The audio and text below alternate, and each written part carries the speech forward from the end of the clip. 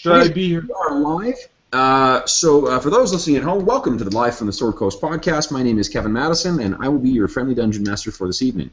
Tonight, we are going to be playing the trilogy of Star Wars role-playing games published by Fantasy Flight Games, Force and Destiny, Age of Rebellion, and Edge of the Empire.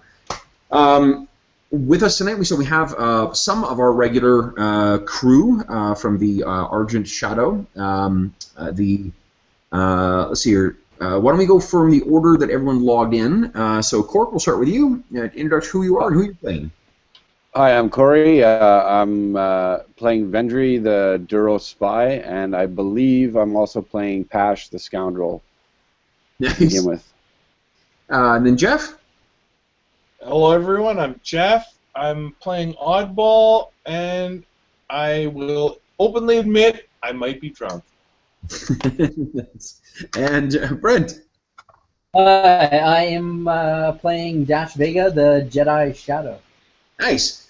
Okay, so for those who are following from last week, I actually thought that there were going to be some a significant amount of people missing from this evening. So I have prepared something that is more in the vein of what I typically run in many other games that I've run. In addition to the main sort of the main narrative of the campaign, I often use what I call war stories sessions to fill in backstory or to fill in other parts of the universe or things like that, where the guys play themselves at a different point in their life, or they play other characters playing elsewhere in the universe that helps set up things that their main characters will encounter later on. Tonight's no different. What we're doing tonight is a war story session that should be a done-in-one session, and this is set in the 4 or 5 month period between the end of Season 1 and the beginning of Season 2. So this would be after the guys have encountered Darth Vader on Themis, but before they have arrived on the Waterworld in last session, to try and track down to recover the information that this Dr. Pakabar, a shady kind of information dealer, has been passing on. So our scene opens somewhere in a stinking cargo hold. And we see two Weequay. Everyone know what Weequay are? Remember the prune-faced guys who shoved Luke into the Sarlacc from the skiff in Jedi? Oh, yeah. Those are Weequay. So there are two Weequay who are walking along and talking to each other. In the background, we can hear the hull or the hull of the ship is quite dirty and quite full of things, but we can tell it's the cargo hold of a ship. And one of the Weequay says to the other, Captain Toluca, are we sure we should be going with this guy? And the other one says, and we see also a header at this outset of this that says 9 years ago. So the two of them are walking along, and one of them says, it says the other, are we sure we should be going with him? And he says, oh, I've got it guaranteed. So that he says so that he can get us there in time. So Yurkik tells us says that he's our guy. And the first Weequay says, well, we've only packed enough rations for half of them to eat on this trip. And the Toluca, the more distinguished-looking Weequay, as far as distinguished as Weequays can look, says, well, he says we can get in there, and anyway, the Hutts like them lean anyway. And as they walk into this main cargo hold, we see that there are cages and cages and cages of packed full of green and blue and yellow-skinned Twi'leks, all of which are looking very miserable and dejected and the odd one, and it seems as if they've all had the spirit kind of broken out of them. As they're walking along, it's quite obvious that these are slaves that are being trucked somewhere. So Lucas says, "Look, so these things are tough as Minox. They are not going to absorb dust. They're not going to die in the trip. And if they go without a few meals, well, that's fine. And if the weak ones die, well, they wouldn't have made good money anyway. So we'll just double the rations for the more profitable ones." And the other weak way thinks this is hysterical. All right. Well, if you say so. So who is this guy? And Toluca walks up and says, "Well, then here." He says, "So, are you?" And he walks onto the bridge of the ship, and there is a human who is sort of like flicking some things on the dash, whatnot, and you see that there is a little dancing Twi'lek hologram, kind of whoop, whoop, whoop, on the dash of it, and Tulaka says, "Well, are you ready to go?" And the man turns around, and we can see it is Pash. He says, "Yep, ready to go when you are." And then we cut to a kind of like a grayish sky. Oh, wait, Kev. Yeah. I'd like to stop for the audience at home just to say this is back when Pash was working for the Hutts, right? This is back at a time, actually probably before he was working for the Hutts. Oh, okay. Yeah, like the last we know, Pash was working for the Hutts, but he was working for the Hutts after he had his memory wiped. Okay. He did a bunch of things, and I think he thinks he freed a bunch of like slaves or something like that, and then had his memory erased. So. Okay. Yeah. Sorry, I was just trying to clarify for people at home. Sure. Yeah. No. And it's for the other players too who may not remember, but Pash, he has some selective amnesia with respect to his past, and there was some talk of. Or some question as to whether Pash was somehow involved with the enslavement of Oscara's sister.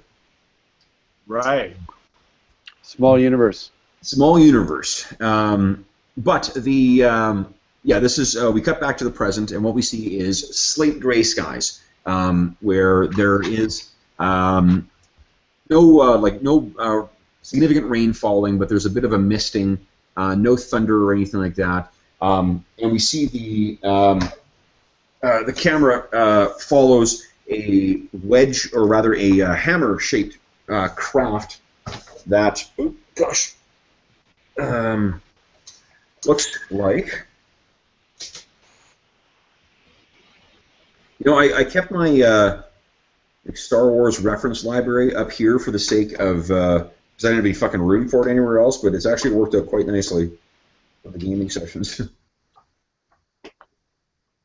There we go. A ship that looks an awful lot like this. Oh, yeah. Comes through the gray clouds and drifts down over this sprawling kind of city. And as it goes down and lands in a one of the spaceports that's waiting there. We see disembarking from the vessel as well. There are 4 individuals. There are 2 humans, 1 Duros, and a droid. And they walk their way. Actually, speaking of which, remind me, what's up here? Where, oh, where?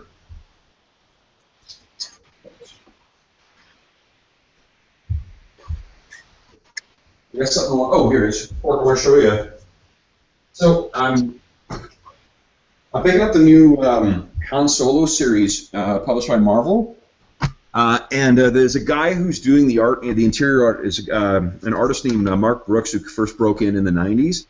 And pretty good, but he's just like fucking. He's at his absolute peak right now. The artwork he's turning in for this as a monthly comic as well is just fucking crazy. Like, look at this.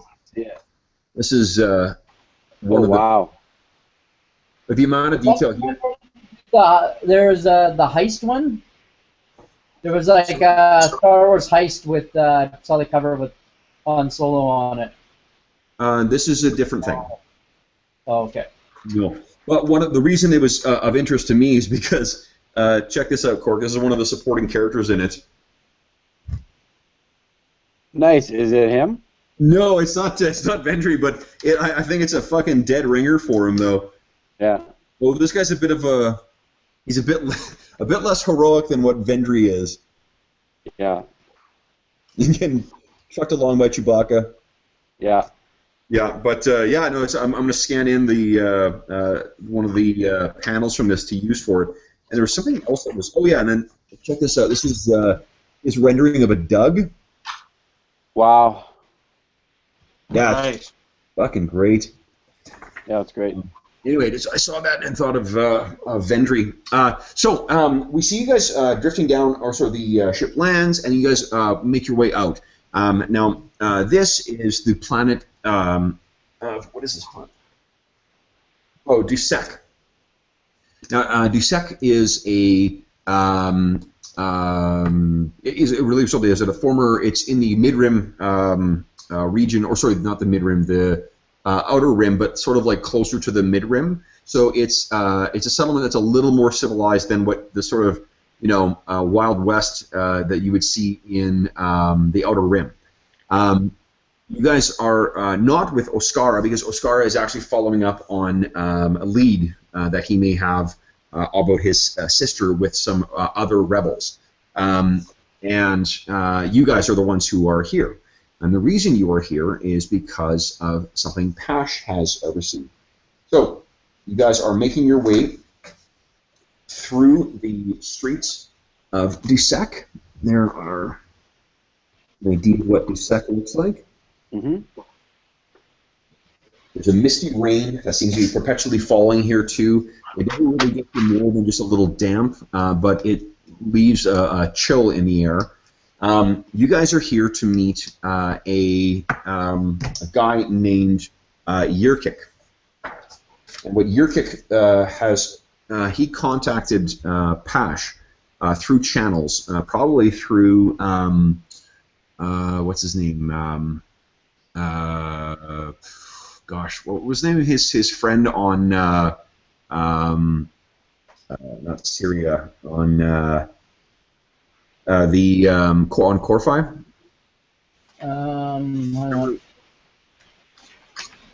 I have notes. I have detailed notes. I'm trying to think. Let's see if it comes to me. His name is Victor Hella. Victor. Yes, thank you. So Victor's. I have some flavor while we're saying this. Oddball has a rag, and he is constantly wiping himself off and wringing the rag out, even though it's just constant moisture. Okay, nice. He's just like, wring, wipe off. Wring, wipe off. He's trying to protect his new shine. To give you a little background about Dusek as well, Dusek is not the kind of like, scum and villainy type place as what Mos Eisley is. But what Dusek is just, it's a place where people kind of keep to themselves. It's if there is a if there was definitely not a place for Pash. No, it's definitely not. But if there is a well, I mean, only because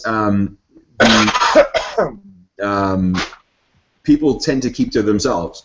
Whatever happens is sort of like, all right, none of my business.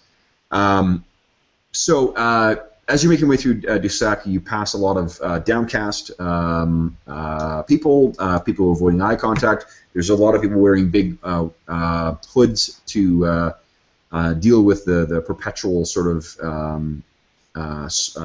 rainfall. And then you reach the bar that you've been looking for. And the bar is what Pash has said is that Yurkik did not. So Yurkik first off says that he's someone who Pash knows, and that by coming to Dissek, he'll be able to help him fill in some information or some. Is this about a job? More than a job, it is about it's about unfinished business, I suppose. It is. He says that there's something that he left behind that he'll probably want to find again, and he left. Just to remind me, did Pash? Brent, you might know this best. Did Pash erase his last name as well? Like that's why he doesn't know who the hell he is. I don't know. I don't know. Yeah, no, I'm not quite sure. I'm not quite sure why Dave changed to have like Pash's past completely gone, or whether he originally had a last name or not. Okay, well, I imagine Dash would have known, or Dashel would have known what his last name was anyway. Right, unless he's forcibly erasing your memory as well. This scoundrel Oddball is walking around. Oddball is walking around the establishment saying things like, "I am a scholar of warfare. Do you know anything about warfare? Do you know anything about the Empire? We're at war with the Empire. We should battle them. What do you know about fighting? Do you know anything about fighting? I think you and Vendry learning about fighting. Like he is a dick. You and Vendry may not be friends anymore if you continually out yourselves as a rebel." Oh, well, absolutely. Vendry outed himself as a rebel in the last session. Yeah. He's one guy though. Oddball appears to be doing this to everyone. Oh, Oddball is like, but he's not selling himself as like a member of the Alliance. It's more like, do you know how to fight a war? We should talk about how to fight wars. Okay. It's not necessarily like I'm a rebel and we should fight together against the Empire. It's more like, what do you know about how to win a war? Okay. We should talk about it. I am a scholar. I'm a scholar of warfare. You haven't actually got to the bar just yet. You're making your way through the streets still. So that's what he's been told, or what Pash has told you guys, is that Yurkik, who is an Uthuli, he says that there is some unfinished business, and he would have shared some information with Pash that Pash would have forgotten. So it would have confirmed that this is a guy who knew him from before. Get your ass to Maz. What's that? I said, get your ass to Maz. Get your ass to Maz, exactly. I really would. No, in retrospect, I really should have just reskinned. What do you call it? Reskinned that. Yeah. That's the ultimate, when you get a video from yourself telling you what to do. Yeah, totally. Well, bottom line is, Odd is not secretive. He's a yapper. He's like, what's going on? Okay. So, hey, sweetie. What are you doing? So you guys make your way to so you stop outside one establishment that has a little bit of there's music that sort of when the door opens and one of the patrons steps out and holds his hood up, and May starts making his way off down the kind of gray, washed-out street. You can hear some music spilling out into the street. You look up, and you think, "Yep, this is the place." So you guys head inside. Okay. And what you do inside is this. Oh. Ooh. Is that a Bacta? No, it is a big aquarium with some kind of aquatic species that is effectively dancing in there. Cool. Is there a cover charge? There probably is, yeah. So Pash will pay that for you guys, and you start looking around for the what do you call it? For who he's looking for. Now, Uthulis are a fairly distinctive-looking species, so it's not too hard to. Well, you would think that one would stand out, but you don't see him sitting, sitting out in the open. Excuse me. So what are you guys going to do? Like Well, I we said, know what, Oddball's walking around like I'm a scholar. Okay. You guys want to talk Now, about? have you ever seen the picture of Vendry holding up the detonator with his hand? No. Oh yes, yeah. Okay, that's actually not a detonator. It's a kill switch that he's installed on Oddball. So he's like nervously got this thing out and just like following around that he can hear enough, Yeah. and then he's just waiting, wanting not to press that button. So, and maybe what it is, it doesn't actually turn Oddball off. It just switches so that he's only speaking in binary. Yeah, something like that. So Oddball is running around going 10010010010110011001001. I think it would sound more like a fax modem from the 90s. But he hasn't pressed it yet because Oddball, like everything he's saying, people are like so disinterested in what he's saying. Yeah, they're just ignoring you. They're trying to have fun in the bar, and Oddball's like, like if you have a battleship, like you should bring like this specific ship to the battle. Like, are you kidding me? Like, can you believe people actually like flew this into this battle?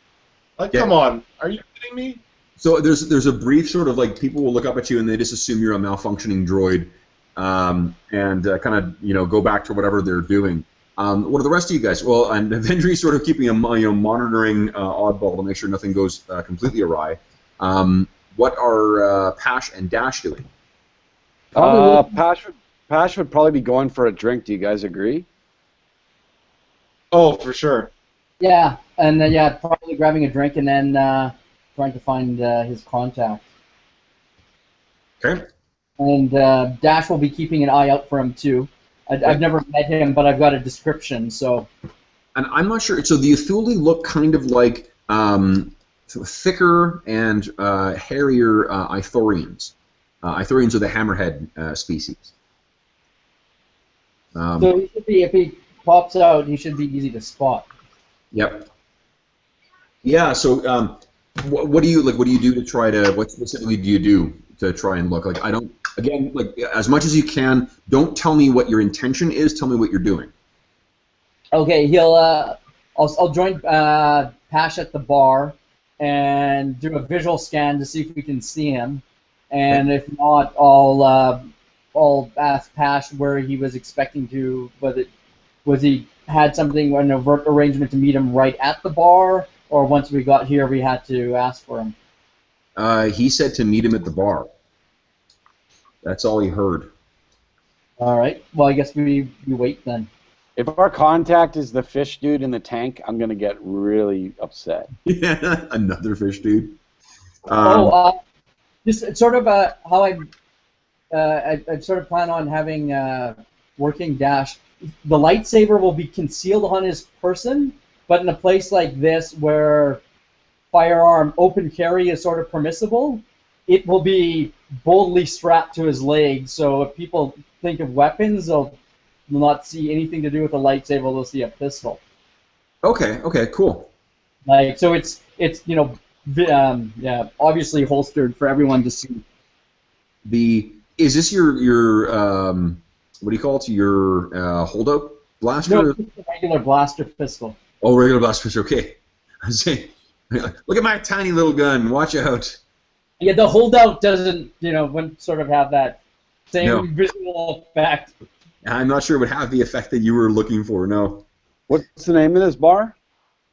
The name of the bar is in a language you don't actually understand. Cool. It is Urolico. That's the name of the bar? Yeah. You don't understand what it means, but the bar is called Urolico. And he told us to meet him at this Urolico? Well, he told Pash to meet him here. He said he told Pash that he would be here. So Pash is sort of looking around, and Dash, you do the same thing too. And the majority of the planet is actually either human or Umbaran. Umbaran are sort of like kind of like really white-skinned, humanoid-looking species. And all of them, everyone here appears to be involved in their own kind of, their own conversations, and it's a mix of sort of like working-class folks and some, looks like low-grade muscle, but no one who's trying to put on too much flash. No one is really kind of like, laughing and really disturbing anyone else. Everyone is sort of keeping to themselves, which is very much in keeping with Dusek, from what you've heard. Okay, if he doesn't show up, or if he can't find him, he doesn't show up for a bit, I'll ask the bartender if he's seen this guy, in case he's like a regular. Okay. The bartender is a human. So what do you ask him? We're supposed to meet a friend here. His name's his name is Netkik. Nurkic. Have you seen him around lately? Or today, I should say. Have you seen him? Looks at you and up and down and looks at the other. What's your name? I'm Dash. He's Pash. No relation. Dash and Pash. He looks at both of you and says, well, he's waiting for one of you. I don't remember which. He's in the back. Where he's in the back? Okay. Pash will head to the back. Okay. So Pash, Dash, you going with him? Yeah, I'll come with. Okay. So you guys are going. Vendry and Oddball are sort of amusing themselves with the patrons, I guess. Vendry has actually pushed the button on this thing once or twice, and nothing's happening. Oddball disconnected it. Nice. Cheap Imperial crap. Okay, so you guys are led through to the back, and there's sort of like you realize that there's a waitress who's walked out of a sort of like curtained area that you didn't realize is actually not like a staff area or a kitchen or whatever. It's actually a second sort of part of the Uralco, Urloco.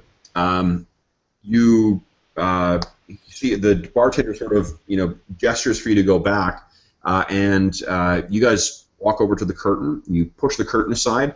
You see that there's a pretty burly-looking reptilian guy. He's got a big long tail behind him. He's got a bunch of scars and stuff on his face. Really wide jaw. He's what's called a Baradin. Baradins are type of really, think of like a really, really stocky Trandoshan. A slightly different shaped head. That's a Baradin. Or Barabel, sorry, not Baradin, Barabel. Anyway, he sort of looks up at you guys and then looks up at the bartender. The bartender sort of gives him the nod, and you guys pass by. As you make your way down the you're down this hallway, you can see that there are some doors on either side of this hallway that lead into smaller rooms. He says, the Barabel kind of growls at you. Who are you looking for? We're looking for Urkic. Hey, sorry guys. That's okay. Dave, just a very quick nutshell recap. We are playing a war story session tonight. So the session is set about 3 months before the current session we're playing, and our scene opened with our session opened with a scene from 9 years ago, where two Weequay were discussing the Twi'lek slave cargo that they had and whether or not they were going to be able to get to the destination before the slaves all starved, because they only brought a certain amount of cargo or a certain amount of rations with them. They opined that the Twi'leks are pretty hardy and that the Hutts like them lean anyway, and they'd been given assurance by a guy named Yurkik that this pilot could get them there fast. And as they walked onto the bridge, we saw who the pilot was a very young Pash. Yes. And then we cut to the to now. So what's happened is Pash has received a message from a guy named Yurkik. Now Yurkik is from a species called the Uthuli, and they're sort of like stockier versions of the Ithorians, the hammerhead species. Okay.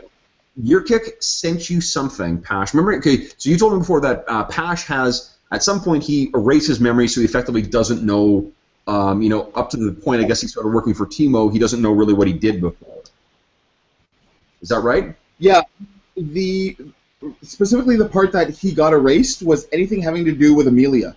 That just, unfortunately, that kind of ties all the way back almost into his childhood. But he does remember the most recent parts where he was in the service of Teemo, and most of what he did for him, Okay. just not that part. Okay. So what would, if Yurkik was to send him something that would confirm that Pash and Yurkik used to work together, what would that be? A picture of Pash in a compromised position. It could be that, or really it could have been a reminder of a run that they had been on before that was particularly dangerous.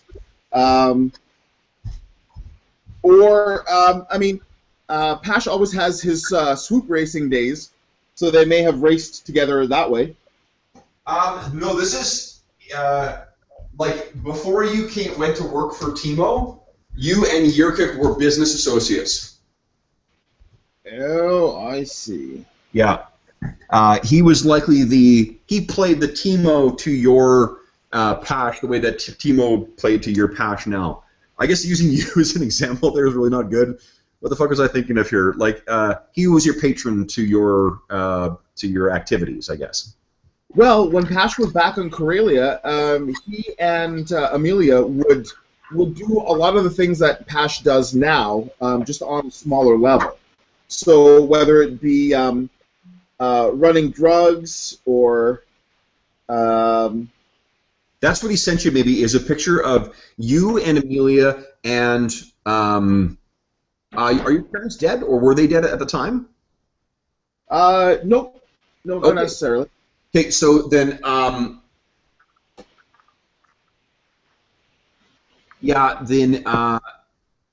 think it would be the two of you, and in that picture, you can see that there is, from whatever you guys are making, like kind of a goofy face or whatnot, and you realize that there's a ring that you've been wearing that she is wearing, you wear in the photo, and she has one on as well. And they're identical? They're identical, yes. So he transmitted that hollow image to you, and because I'm assuming there are some things in your life that you're like, I don't know why I have this connection to this, but I do, and I keep it. I don't know what it means. I don't know why I have it, but it's clearly was meaningful to me. So maybe that, and I wonder if that's the way that an amnesiac would actually deal with that, is that they would rely on whatever residual emotional connection there is with stuff, even though they don't remember what that connection means. So you'd become a kind of a creature of habit. Yeah, Pash has done a really good job at actually filling in those blanks with shit that he's just made up, Okay. which has kind of lent itself to his reputation, because where he has a blank, he's just made up some crazy shit that he's done. Okay. So what you've heard is that Yeah, so you were contacted by this Yurkik who says that he sent you that thing, and he says, we need to discuss this. You have unfinished business. So Oscara is off looking for something to do with his sister. So this afforded you the opportunity. You had a run to make to this planet called Dusek, which looks like a what do you call it? A kind of gray, drab, overcast world. If you think of, like, imagine if, Vancouver in February was a planet. That is effectively what Dusek is like. Oops, hold on. There we go. Okay. If there is, there's Dusek. Okay. So that is the. Yeah. All right. So, you guys have arrived at this bar called Euroloco, and you've come to look for Yurkik. You're making your way down. You've been shown to sort of the back rooms of the thing. Here, you want to lie down? Come on, happy go, sweetie. Come on, sweetie. You'd rather just stare, huh? Okay. Come on. Hey, come on. Sorry, guys. She's being. Come on.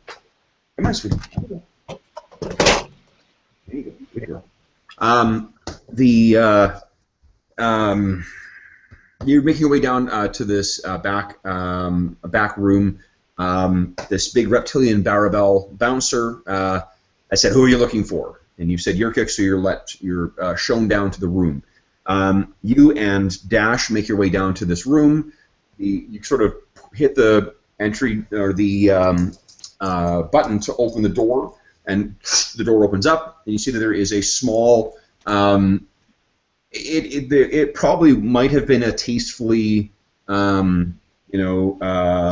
laid out kind of private, table and room about 50 years ago, but the time has not been kind to this, so it's kind of a shabby, beaten, worn down old place with a lot of antiquated designs, like Old Republic, not Old Republic, but like Republic designs, and you see sitting there a face you don't recognize, but it is an Uthuli, and this is what the Uthuli look like. This is who is looking up at you. Really? It's a space manatee. What's that? That thing is nuts. It's a space manatee. Yeah, it looks up at you, and he is puffing on kind of like a Star Wars, hookah, and there's it's bubbling, and there's some kind of like things that are skittering around in it, and he exhales this big cloud of smoke, and says, "Pash, you've come, and you brought a friend." Yep, this is my lifelong mate, Dash. Mate, eh? Won't any puffs? Amelia? Platonic sense. Jealous? I'm sorry, what was that, Yurkik? Won't Amelia be jealous? Well, Amelia, eh? Was she the one last night, or is she the one that you're offering for tonight? So you really went through with it. It's true, then. You're being really cryptic. You're gonna have to do better than that. Have a seat.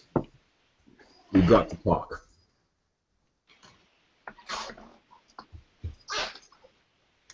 So what do you guys do? Well, Pash will sit down, obviously. Okay. I mean, Pash knows Yurkik, right? I mean, they go back a while. You don't remember that at all.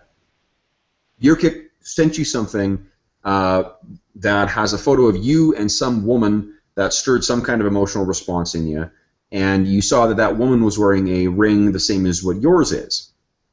But Pash knows Yurkik, does he not?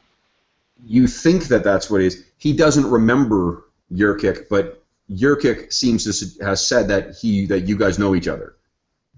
All right. Well, and you know what? I mean, even if Pash thinks that whoever this might be is playing a game pretending to be Yurkik, he's going to go along with it. Okay. So you sit down, and Yurkik says, now, I'm going to assume that what I've heard is true, and that you don't remember me. Puffs again. Well, it's obvious I know you by reputation. The same way you'd know me. Well, I must say, it's relieving to see that you don't remember me, because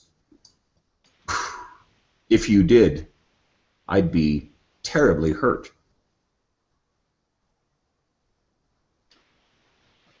All right. You know what, Yurkik?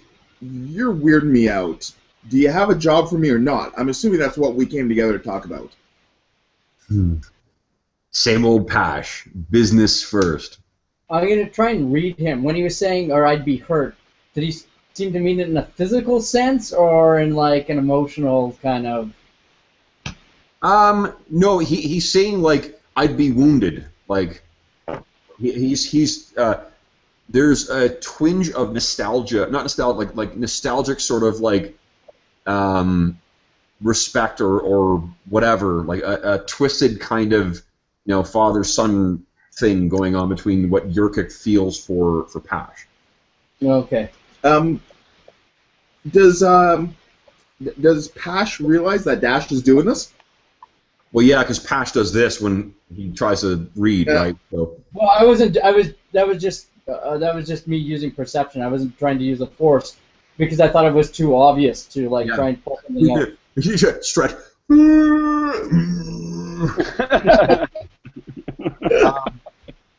Okay, so I'm gonna do that on the bus. Yeah, you should really do that on the bus. Okay, so no, Brent, it's still the same read you get off of him. Like I think prior to you sharpening your force skills, you still have a pretty good read on how people interact, and he's not threatening in any way. He's saying, if you oh yeah, sounds good. Just got a message from Jeff. That's cool, Glenn. So you've been in the sun and in your cups all day, so that's totally fine. All right. Are you taking off, Jeff? Well, not necessarily right this second, but. Okay. So the honey, lie down. Hold on. Can we get that out of the way for you?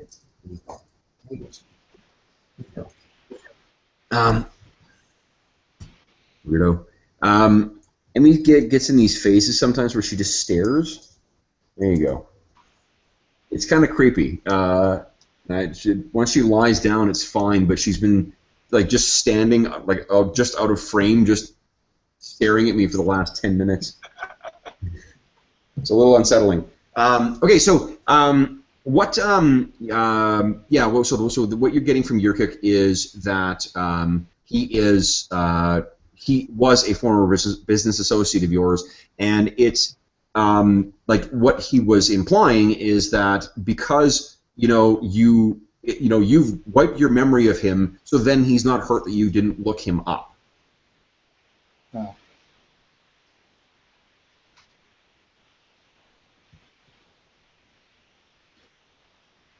So Pash will turn to Dash and ask him. So in a whispered tone. So is this guy on the up and up?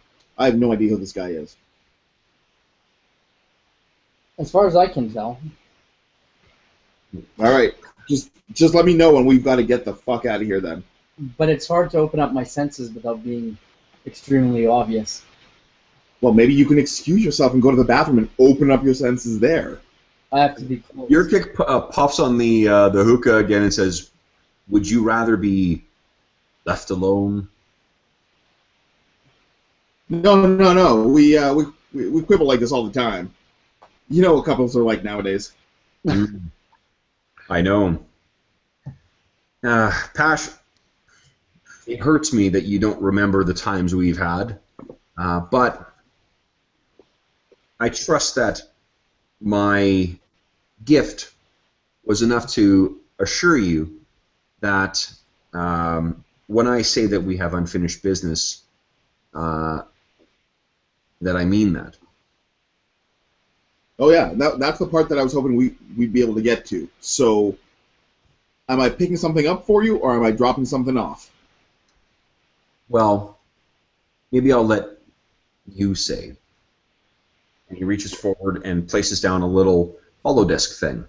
And he hits it, and you hear your voice. And what your voice says is, Yurkik was, we had a detour on the delivery. The planet Kudos, we think that there might be, we're picking up a distress call, and it looks like it's dating back to the Republic, or sorry, dating back to the Clone Wars. This might be the lead we need for the San Aleor. See if you can fix a price from Balco for that thing, and I'll see if we can get the information we need. We still will get the car, so we'll still get the cargo to the huts on time. I'll let you know how things go. Bye. And as it ends, Yurkik is sort of with those beady eyes, those little black eyes of his, kind of, and I'll pull up again too, as he's looking at you, kind of blanks, studying your reaction. What is your reaction? Do I recognize any of that, Kev? No. There is something as well too. Dave, what was your ship called? This would have been 9 years ago, and it would have been your ship, your cargo ship. What was it called? If it was 9 years ago, it's got to be like Britney Spears or something. Well, technically, it would have been the Hutt's ship, would it not have? Nope, because you only started working for the Hutts after your memory was wiped. At this point, you were apparently working with Yurkik. Oh, okay.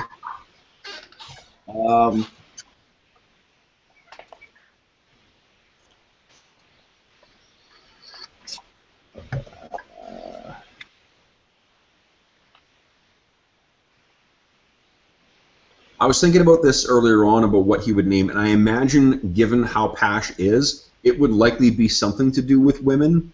So it would be like the maiden something or other, or the, like, you know... The camel toe.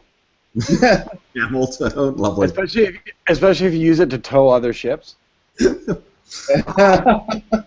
phrase moose knuckle is one of the funniest things I've ever heard. How could it not be called the moose knuckle? Oh, God. It was bifurcated, it right down the middle. Yes. The King's Concubine. King's Concubine, nice. Okay. So you said, so yeah, I'm taking the concubine down, and I'll let you know. Yurkik, after studying your response, says, "That was the last I heard of you, Pash." You know what? Does the name King's Concubine actually twig Pash's memory? You tell me. Because Pash doesn't forget a ship. Because Pash doesn't forget a ship? Nope. That's awesome. He completely forgets Amelia, but yeah, we'll see. You can say. I mean, it's up your call whether he remembers or not.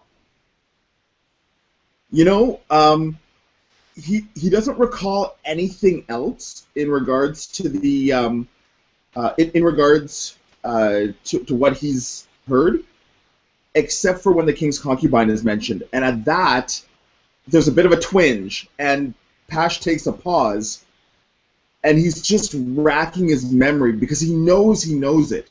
He just It's doesn't probably- know. It's probably the kind of thing that if you got onto that ship, you just instinctively know where everything is. Yeah. Yeah, it's exactly that. But he doesn't know exactly how long ago. At this point, he thinks that that Yurkik is actually kind of bullshitting him. So Pash is like, look, I mean, I don't know where you went and drummed that thing up. I mean, that is obviously fake. But there's something about that ship. The king's concubine. Where do I know that from? Yurkik sort of leans his bulk in, and his little beady eyes sort of fix on yours, and he says, "Do you really think I would bother to fake that? You don't remember what happened on Kudos, and I don't know what happened on Kudos because I don't know where Kudos is." Well, that makes two of us. So, look, Yurkik, I mean, are we going to talk business, or are you going to play with my mind for the rest of the evening? Well, it turns out that I may have misspoken. When I said I don't know where Kudos is, what I meant was I didn't know where Kudos was. He hits a button on that same thing, and it switches over, and there are some coordinates, and there's a little planet that's displayed. And he says, "I know where it is now, and the concubine should be there. You had a valuable cargo that has no doubt expired, but the reason for going down to Kudos must have been important, and if it has, I would not have contacted you, Pash. I'd heard about your exploits on Corphi, much more noble than usual. Much less, I can't say that I see the profit in it, but I suppose you always did have a soft spot for some. But Well, I have also heard that you've been asking around. So I have also heard from someone else that you finally took that thing from Balco. well, it's not so much that I took it as I think he actually gave it. No, you're right. I took it. Okay, so just remember too, what you remember is that you went into that shop and you sort of just grabbed a bunch of shit at random, right? Yeah. What this guy's implying is that you like somehow subconsciously knew what you were taking. And when you, in your voice that was on that message, it makes reference to the Satnalior, to that lost, hidden treasure ship of the CIS that got lost with all the riches of the of the banking clan. Right. So, from the message, it seems like you actually might have known about that ship somehow before and known about what Balco had. Well, Pash knows what he has now from Balco. He knows what he has now, yeah, and that's what this seems to suggest is that you knew, like before you went through your memory wipe, you and Yurkik, Yurkik and Balco all knew about the Satnalior, and you were looking for some information on it. So by just like it may not have been even though you think you just kind of randomly grabbed shit, you might have actually grabbed something that you knew was going to lead you to this event, even though you didn't remember that. Does that make sense? Yep. Okay. So what Yurkik says is, I'm not interested in what happened to the concubine. I'm not interested in what happened to the cargo if it hasn't expired. What I want to know is, I will share the coordinates to Kudos if we split the findings. 50-50.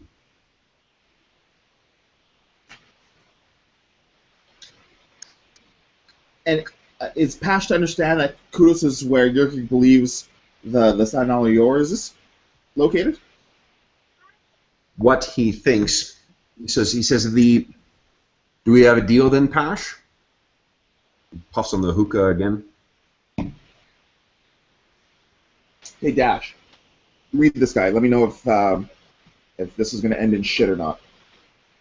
Like, actually read him. Where's he sitting in the room? Sorry? Where's he sitting in the room? He's sitting at a table across from you. There's absolutely no way that you can do a Jedi scan without attracting him. And if you've said that in front of him too, remember this is not a big room, then Yurkik will say shake his big head and say, Pash, how little do you think of me? Are we in a private room that's just the three of us, or is it like more public? No, it's a private room. Okay. Is this guy armed? They can't see underneath the table, so who knows? The only way I could do it would be to like stand behind him or something, and I think I'd just creep him out. I don't think it's gonna. Yeah. All right. Pash, you might take that as a hostile action, and Pash, in the same way that you remember the concubine, you do know that like this guy is many things, but he is a creature of his word. Okay. He's asking for 50%? 50%. 30, and you have a deal. Hmm. He turns the holo display off and says 50. Look, you're going to sit there, and I'm going to take all the risk and bring you back your reward. 30 or no deal. You will never find it without me, and you'll never see the concubine and what you left behind. 50. 40. Pash, when you say 40, I know in your heart you mean 50. He puffs again on the hookah. You know what? Can I make a negotiation roll? You can, yeah. So negotiation will be against, let's see here, 3 reds and 1 purple. I'm sorry, did you say 3 reds and 1 purple? Yeah. This is kind of all this guy does is just negotiate deals, right? Fair enough. What is the Destiny pool looking like? Destiny pool is 5 whites, 5 light side and 2 dark side. If you fail, do you get a lower percentage? No. In this case, it may offend, depending on what his result is.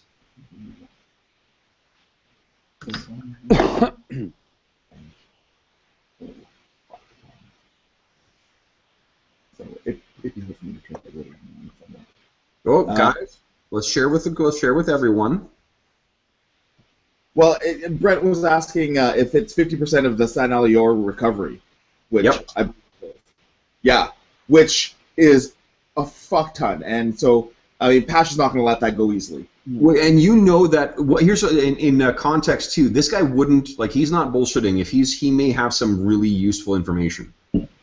He wouldn't be driving up the cost on nothing. No, that's fair, but is half of that worth what he has? Because Pash hasn't heard it yet, and he doesn't know. well, Right. it's not. It's not that. It's to get at the. There's many steps in the process before we actually get to there. There's a lot of risk. There's a lot of effort involved, and someone who's just I got a piece of information. Yeah, which is probably commensurate with what the information is. Yeah. But if everyone, who has a piece of information goes, hey, give me 50%, And not know how deals work? Yeah, but that's the thing is the next person that we meet might want 50% of what, you know? I mean, Yeah, well, that's fair enough. You can go ahead and make the negotiation check if you like. get it? Oh. Yep. That went quite poorly. Yeah. Quite poorly. can Dash interject? No. Yeah, that's a that's a fail and 4th threat. Okay, so you tell me what do you think happens? Um, So you're walking out of there saying, how did we agree to paying him 60%? yeah, that's basically it. You know what? There is something in your gut that tells you that, like, in spite of whatever appearances may be, that whatever the information this guy has and is willing to share with you, it's got to be fucking gold. Like, it's got to be so good. All right. Look. Because remember, let's just put in context where you are right now. Right now, you've got a distress beacon that you cannot access because there is a single code held somewhere at this corporation called Isotech that you don't know how to access it. There's someone who's there who apparently is dead who has the code to decipher that. So you know that there is that information in that canister. This guy is presenting perhaps another way of accessing it. Because in your message, you said, contact what's-his-name and purchase it. Okay. You know what, Yurkik? Well, I mean, it's obvious that if we want to do this, I've got to agree to your price. 50% of God's treasure still sounds like a pretty good deal. But you're going to provide some assistance in addition to information. No, Brent, you guys are stuck with, because of your result, you're stuck with 60-40 in his favor. Oh. But I'll tell you what. We'll do this, but you got to tell me one thing. Who's the girl in the picture? We'll call that extra. You don't remember Amelia? Well, seeing as I just asked you about her, quite evidently not. He looks down, but you're still wearing the ring. Yeah, and that I don't get that either. I mean, am I wearing her ring? Or, I mean, give me something here, Yurkik. You retrieve that information, and I will tell you what I know. He puffs again on the hookah. We agreed? Well, it would seem that we are. Okay, very well. So what he tells you about is that he asked you guys, and he asked if your associates need to be in with this as well. He says they've been complaining, says your malfunctioning droid and the Duros. Do you want them to join us as well? Well, of course. Says perhaps when you go to the bar, Vendry is diffusing an argument between Oddball and another droid. Nice. Okay. What we'll say, actually, because Jeff has bailed for the session, is that you're sort of like, hey, Oddball, look at that guy, and he looks over, and you could have power him down. Yeah. So Vendry is sitting in a seat next to a powered down Oddball, kind of sipping on a drink, and he's like, oh, hey, and comes and joins you guys. And says nothing about what happened. Yeah. So he comes in. So what Yurkik tells you about is he asks you first off if you know of someone named Ugala. Ugala is actually, you know what? Jeez, Oddball may have known about him. Does anyone have any training in knowledge warfare other than Oddball? Nope. Can I boot up Odd into DOS mode so he can just tell us that kind of shit? Well, this guy will tell you about this anyway. But what it is Ugala was a Geonosian essentially like a genius strategist. It was Poggle the Lesser was the guy who was really behind the development of Geonosian droids. Poggle the Lesser is the guy who gets captured at the end of Attack of the Clones. And you guys will probably remember the Geonosians are those kind of bug-like guys that had that gladiatorial arena at the end of Attack of the Clones. Well, who Ugala is Ugala was a guy who effectively was a large-scale strategic genius and one of the key planners behind the deployment of forces.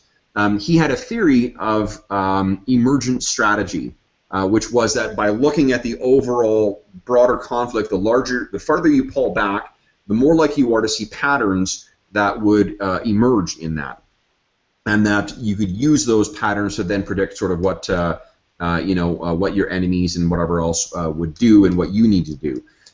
He didn't feel that in the hands of, or his theory was that it put in the hands of organics, it would not be terribly effective. But if you ran it through a droid brain, something that wouldn't make sentimental calls or whatever, that then you could really effectively predict everything. So he never really got, because of the complexity of the droid work was never. So the complexity of droid brains being developed during the Clone Wars wasn't sophisticated enough to really manage all of the information. He still was hopeful to do that, so he kept collecting information from every ship in the fleet. The reason this is important is because the ship that what Yurkik didn't tell you is that the distress code that you had picked up on the planet of Kudos was from a vessel called the Poggle 1. And the Poggle 1 was the warship that Ugala used to basically collect information, like live up to the moment information from every single ship in the CIS fleet, which conceivably would have included the San Alior. So even though the San Alior was lost and they only got the one distress code off, that particular beacon or that particular tracking information would have been hidden somewhere in the data banks of Ugala's ship. So, if you, what that means is that you don't need to decipher that pod or that cone or whatever. You can just find out where go there, get this information, sift through it. You've got a pretty effective droid who can help you with that stuff, and find out where the San Alior went down. Let's do it. Okay. So, does that make sense, though? Yep. Okay.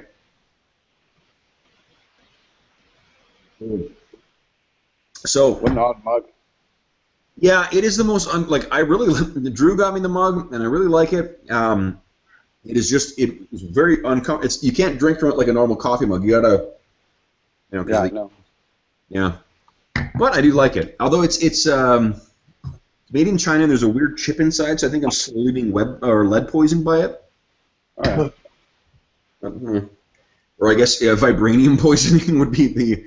I'll choose to think of it as that. I just got to make some coffee, guys. Yeah, sounds good. Okay. So the what do you call it? What Yurkik tells you is he gives you the location for Kudos, and Kudos is located in the Outer Rim and fairly far on the Outer Rim, just on the outskirts of Hutt space, which would make sense for why you passed by it. Excuse me, on your way to delivering whatever your cargo was. Yurkik does not expand on the cargo unless you ask, and there's, I'm guessing, a nagging doubt that tells you not to ask what you were transporting. Is that fair to say, Dave? Sure. Okay. So, so you guys, I guess there's nothing else to do really on Dusek unless there's something you tell me you need to do, we'll assume that you guys, or we'll cut to you guys entering the Kudos system. Okay. In the interim, you guys are able to do some research into the Kudos system, because it will take you probably about a week or so to get there from where you are. The Kudos system is, or has been, uninhabited since the fall of the 100 Years of Darkness, which was about a little more than 1,000 years ago. Prior to the dawning of the current iteration of the Empire, of the Republic, there was a period called the 100 Years of Darkness, which ended with a series of treaties, effectively, that were called the Rusan Accords. During that period, much of the galaxy was just torn apart by war, leaving some planets completely uninhabited that never recovered from that. That just sort of dropped off the map, particularly those in the Outer Rim. Kudos is one of those worlds. It was apparently populated at one point by a species called the Kudara, but they are gone. There's no mention of them in the galactic record, apart from like being a fairly primitive species that lived on this planet. You know that it is a heavily forested world with a mix of relatively big, like, you know, what we would think of as big trees here, like, you know, redwoods and big Douglas firs and things like that. And mixed in with that are these massive trees, which basically stretch up miles. And they're so big, and they're so their roots are so massive that they actually alter the terrain from where they grow. So what that leaves is, you know, imagine, you know, 200-foot tall gnarled roots that cut across the terrain, and then in the shadow of that is where all those other trees are filling up. So it is a very uneven and difficult to navigate planet. And also the fact that it's laid. In that planet as well, there are also ruins of the Kudaran people. So no one lives there right now. No one has any reason to go there, and it was pretty much forgotten for you know, for 1,000 years, which is why Yurkik couldn't actually locate this. Any other questions you have about Kudos before you guys we cut to you guys arriving there? Are there any interested parties in Kudos at the moment for mining or? No, it's effectively a kind of forgotten world. Like a lot of places in the Outer Rim, sometimes you know, if there's no one who's actually living there, and it gets lost in like a damaged you know, galactic atlas, or the record of it gets damaged in a galactic atlas, and there isn't regular contact, then it could get forgotten. Effectively, it's like a planetary ghost town. Okay. So, as we kind of cut to you guys, you know, there's the iris of you guys leaving Yurkik, and we see, you know, there's the big empty black space. There is a blue and green world hanging in the darkness of space, and we see the engines of the Argent Shadow approaching Kudos. And as you guys have just jumped or dropped out of hyperspace, and who is manning the comms right now? It's only the. I'd probably be co-pilot. Okay. So maybe you're. You get out and there's Corey. Vendry picks up. Actually, this fits with your kind of communications, media area. There's a, what do you call it? There's actually there is a transponder code that is sort of periodically pulsing out. Okay, I'll check it out. Okay, you check it out, and would you make a so what your computers is what? Pretty weak. I have one yellow. And one two green. yellow. And sorry? And 2 green. And 2 green. Oh, okay, sorry. I thought it was just 1 yellow. I'm like, what do you have a 1 in? That's going to be good enough. What you pick? So at first you pick up like, oh, okay. You let Pash know that I've got there's a emergency code, and then you sort of, but it's kind of garbled, and then you realize that there's actually 4 emergency codes. So there are 4 different transponder signals coming from different parts of the planet. I'm gonna definitely tell Pash. Okay. So he tells you. So what you hear is there's 4, and sorry, they're not actually not from opposite sides. They're all sort of clustered or seem to be clustered around the same kind of area, which is making it fairly difficult to parse out one from the other. What do we know about that area, Vendry? I mean, you guys don't really know much about Kudos. What the Encyclopedia Galactica unfortunately has very, very little information about it. What you sort of, what I'll say is actually, how about you contacted Asher, and he provided you some information. Okay, so Asher tells you that really there's not much known. What's known about it's sort of references to the Kadarans. They never really left the planet and got involved in much in the way of or galactic politics or anything like that. So they, what's known is sort of whatever interested archaeologists. Actually, that's not true. Let me rephrase that. Whatever interested sort of the equivalent of galactic, sociologists before the 100 Years of Darkness. Since then, really, as far as you know, no one's been from what Asher could find and what you could find in the Encyclopedia Galactica. No one's been to Kudos before, or since then, in the last 1,000 years. Okay, there's nothing on the record about this area specifically. It's not an abandoned city or anything like that. No. As far as you know, so it's again, there's not really much known about Kudos. What you are able to piece together is what Asher kind of has told you. Okay. So about the specific place, it's an overgrown forest.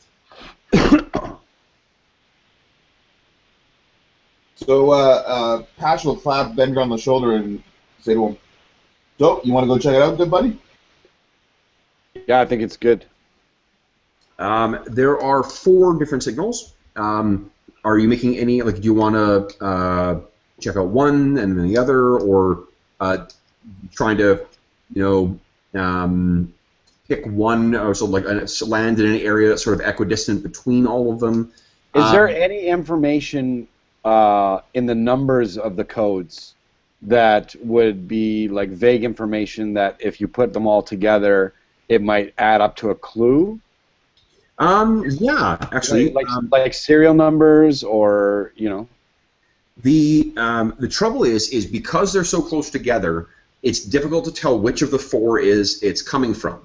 But what you can tell is that you're able to sort of maybe even with Oddball's help to sort of parse out. You know that amongst those 4, one of them has the markings of a Duros, so your species, a Duros made craft. One is a Republic transmission that dates back to the Clone Wars. One is an Imperial code, and one is a commercial code that is a more recent type. So you've got. I think we should check out the more recent one first. Well, that's the trouble. You know what the 4 are, but you don't know which of the 4 it relates to because they're sort of all garbled together. Okay, whichever one shoots back, I guess. Well, you sort of know where each of them are, but you don't there are 4. You roughly know where each of the 4 is. You just don't know which of the 4 is which. Okay. Pash will do a low altitude flyby of all four, and try to see which is if they're close, like what the equidistant points to all four of them are. If there's one that's kind of a bit more open or amenable than any of the others, and actually just kind of reconning the four, and from there he makes a decision. Why don't we just go to one of them and just board it? Yeah. Brent, if you guys are going to talk, you guys can share with the group. Okay. I was running something by Cash, but. Okay, so why don't you run it past the rest of the group, see what they think. I was just saying that when we get close, before we board anything, Dash can sense for life on a ship, so we're not caught off guard. Okay. Yeah, like Brent, so I understand that there's a lot of us talking right now. Don't feel that you can't interrupt with that stuff. Like it's more helpful, I think, for everyone to have input for that. All right. So what you find, Patch, as you sort of, well, I mean, all of you guys, as you sort of make the pass over, you can see effectively, like, imagine a rolling carpet of trees punctuated by these massive, titanic trees that stand miles tall that cut up beneath the thing, or from the surface, and whose gnarled roots sort of roll across the amongst the smaller trees. It isn't until you actually, the scale of these massive trees doesn't become apparent until you really fly down, and like these trees, the bigger ones, the I guess like Titan oaks, I'll call them. These things are effectively, like, the base of them would be about the size of a small city. Benji's going to say as they fly by, I've seen bigger trees. Nice. Okay. So as you sort of fly over, what becomes apparent is that this, either the way this has always been, or the fact that there's been no living presence in the last 1,000 years, this place is incredibly overgrown. You're certain with how good of a pilot you are that you'll be able to land almost anywhere, but you suspect that any lesser pilot might have trouble finding an actual, an actual landing point. The other thing you realize is that when you do a flyover of these, your sensors are sort of screwed up, so you're trying to sort of spot where these things are by sight, but you can't actually even see them because the trees are so overgrown here. The canopy is so overgrown. I guess, how far apart are these from each other? They're only a couple of miles. Like, really, they're all sort of. Okay. If you were to guess, you think that if these are all from separate ships, they all were maybe trying to land kind of in the same area. So let's put the ship down in the center of those and start trekking out to one of them. Yeah, that sounds good. Let's go for the more recent one. I mean, if there's a cargo ship to be found, I think that's probably the one we should be looking at. Do we know which one is the most recent one? No. No, because you can't sort out which of the signals comes from which. So I say we just pick randomly one and go to it. Fair enough. Okay. So you guys, the ship comes in. You find a spot where you're it's effectively going to be scraping up against trees and stuff like that, but you're finally able to and land.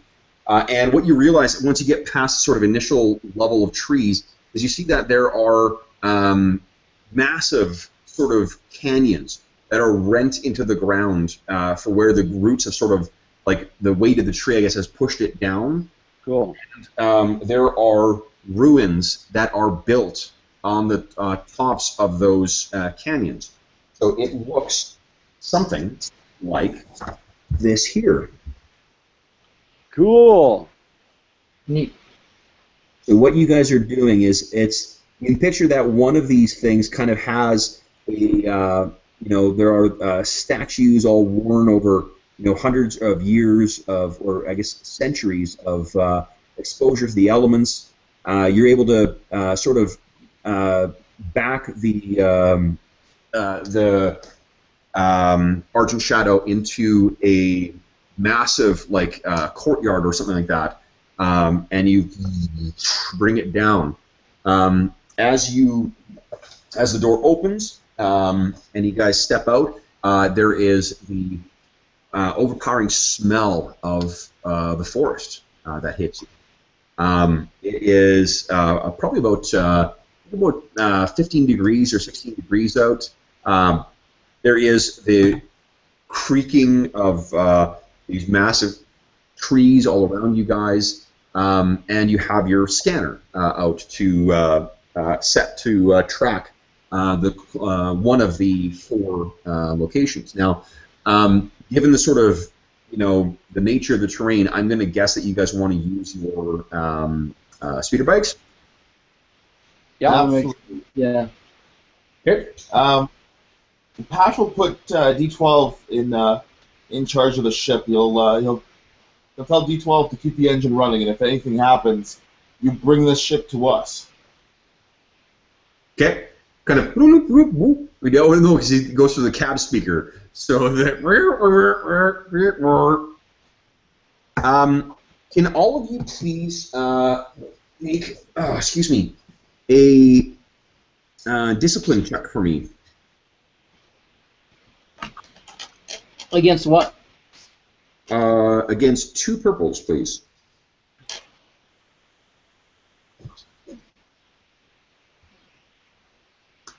Oh shit. 1 failure, 2 advantage. 1 failure, 2 advantage. Okay.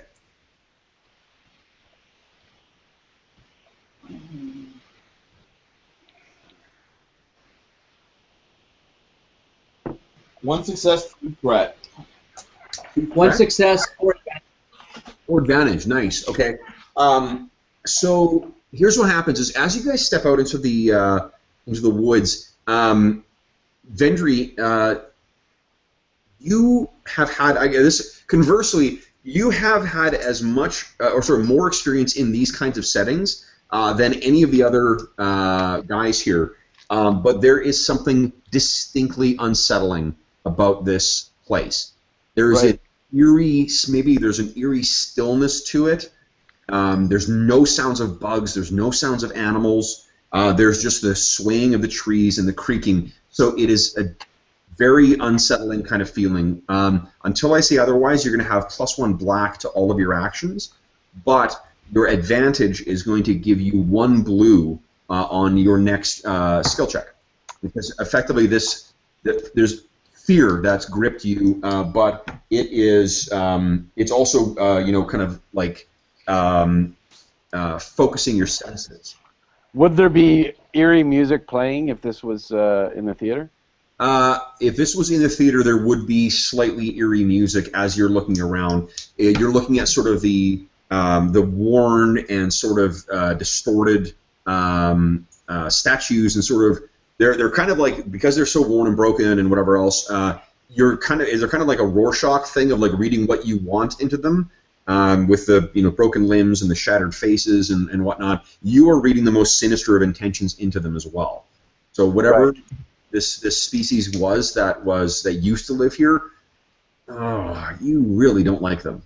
Conversely, Brent, you probably have had the least experience in this kind of environment. It's less in your wheelhouse, but you sort of you recognize that there is something dangerous in here, and that sort of hyper focuses your attention. So I'm going to give you 1 free upgrade on your next skill check. Nice. And Dave, how did you do? It was 1 success and one what? 1 success and 4 threat. And 4 threat. Okay, so you walk off, and then there's this smell, and sort of there's this scent that hits you, and in a sort of sense memory kind of way, there is a wave of panic that hits you, and your heart is just thundering in your chest, and you have to take a moment and steel yourself, and you manage to get it under control, but you are going to suffer 4 strain. Hey, Kev. You have been here before. Sorry, Brent, go ahead. because Dash's sense that there's something wrong and it doesn't feel right with any like life around. Can I reach out with my senses and see if I can sense any life? Sure. Yeah. You don't have to roll for it. So you sort of reach out, and there is life that's here. Like you can sense that there is some living beings out there. There's avians. There's probably small mammals, but they're being very, very quiet. I have my my probe droid with the holo recording equipment on it as well. Okay. Is anyone trained in survival? I think Vendry is actually, isn't he? I think so. Should be if I'm not. Uh, Survival? it's so silent here. I got 1 yellow and 2 green in survival, so I'm pretty good with it. Ooh. Okay, if I know you're sort of the scout guy. Why is it so quiet here? How come there's no, I don't know, animal noises? Is there some like place that I've been where I've had a similar thing happen that didn't go so well? Oh yeah, I mean, like you're a seasoned enough woodsman. You know that one of the things where that causes animals to get quiet like this is the presence of predators. Right. Yeah. That's basically what I'm going to say is it's too quiet. There's a predator about. Get to the Joppa! Not that kind of predator. Oh, okay. Yeah, then you guys are going to be really disappointed with the ending of this. All of a sudden, Vendry's standing there, and he sees like 3 red dots in a triangle go onto Pasha's shoulder. This is actually how I'm transitioning into Iron Kingdoms. Oh shit. Okay, so all right. So what are you guys going to do then? Well, I guess proceed on, but be vigilant now that we know there's potentially something out there scaring the crap out of everything. Okay. Pash will also keep an eye to any artifacts or anything of value that you may come across, especially if there's not a lot of ruins or what have you. Okay. Guys, I just gotta go to the washroom, guys. I'll be right back. Sir, what was that, Brent? I was just going to say, Dash recognizes that look in Pasha's eye, rolls his eyes, and said, hey, maybe you can get something for that pine cone. Nice. Okay. There's a pine cone that's the size of, like, the Argent Dawn. Aye. Okay. Pash will look at the pine cone and try to decide whether or not it's actually of value. Nice. And you're like examining it and like feeling it, and you even smell it, and then I just tell you that's not a pine cone. Oh, is that why it's so warm? Ah,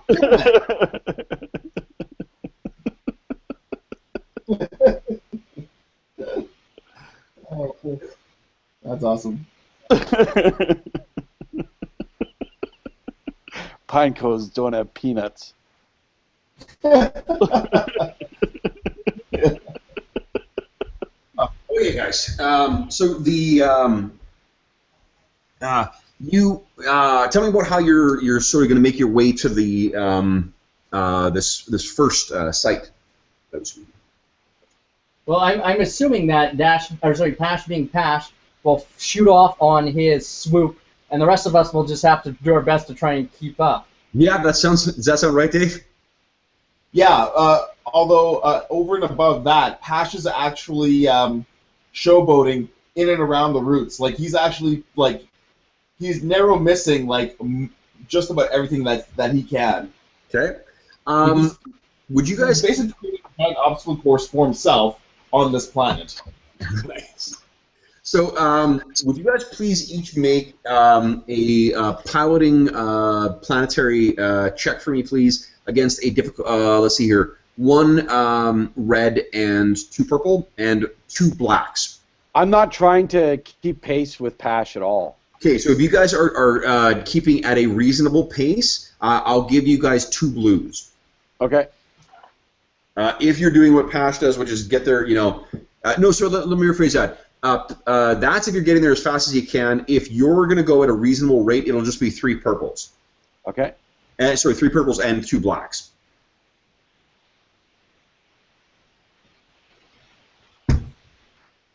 Three purples, 2 blacks? Yes, please.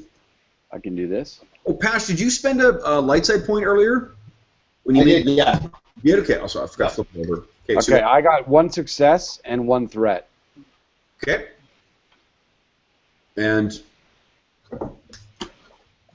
Pash got 2 successes, 1 advantage, and 1 triumph. holy shit. Yeah.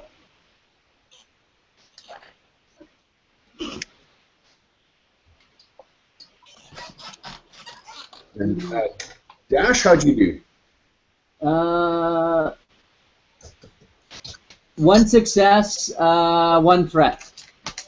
Okay, so both you and Vendry, both of you guys are like you see Pash kind of take off like wow, bat out of hell or a Minoc out of hell, I guess, Mustafar. But you guys both kind of like look at each other and kind of both roll your eyes and then take off together. Even though you're trying to go at a more reasonable rate, like there are places here where you're effectively having to like speed up enough to be able to make jumps over these massive canyons and stuff. So you're winding your way through these thick primordial forests, and maybe one of you is staggered behind the other one. And there is even with those precautions and whatnot, there's a point where you sort of you leap over one of the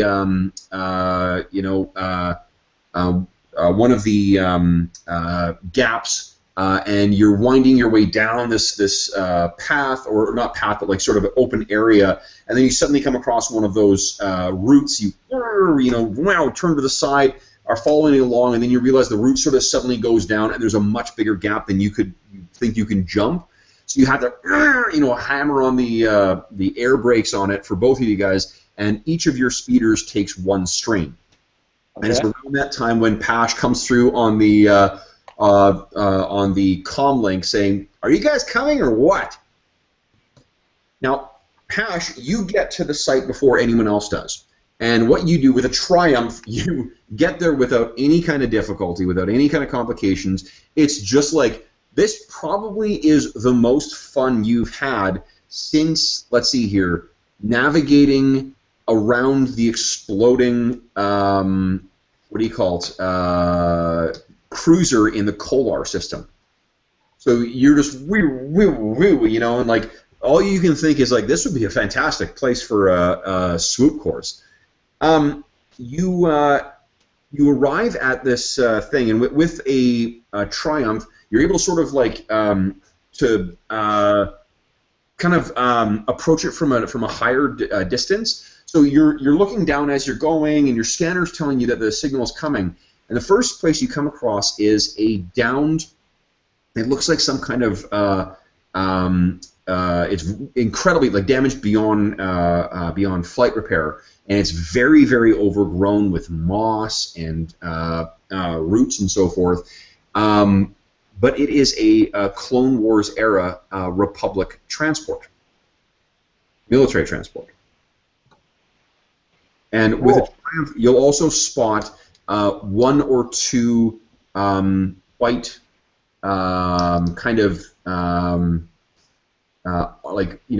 shoulders or arms or helmets that are poking out from underneath the moss. Dead, right? Yes. Unless these things, the Clone Wars were 19 years ago. They ended 19 years ago, and they lasted, I think, about 4 years. So unless these guys are really fucking good at hide and seek and staying that way for 24 years, they're dead. What do you do, Pash? You got a couple minutes before the rest of the guys get here. Pash will scan the area, make sure that there isn't it isn't an ambush in any way. Okay, well, what your scanner can be, why don't you make a, let's see here, I'll let you make a perception check against 2 purples, please, and 2 blacks. Okay.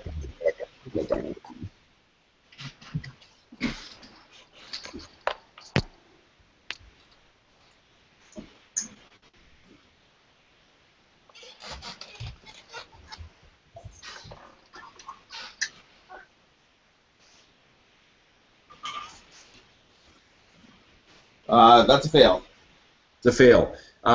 Nope, can't pick up anything. I mean, there's. I guess here's what happens is that you sort of like you're not really a super expert on how the scanner functions anyway, so you turn it off, tracking the signals, and you're like, all right, I'm gonna get this thing to track life, and suddenly you kind of get like a like the thing is just overwhelmed with the signals.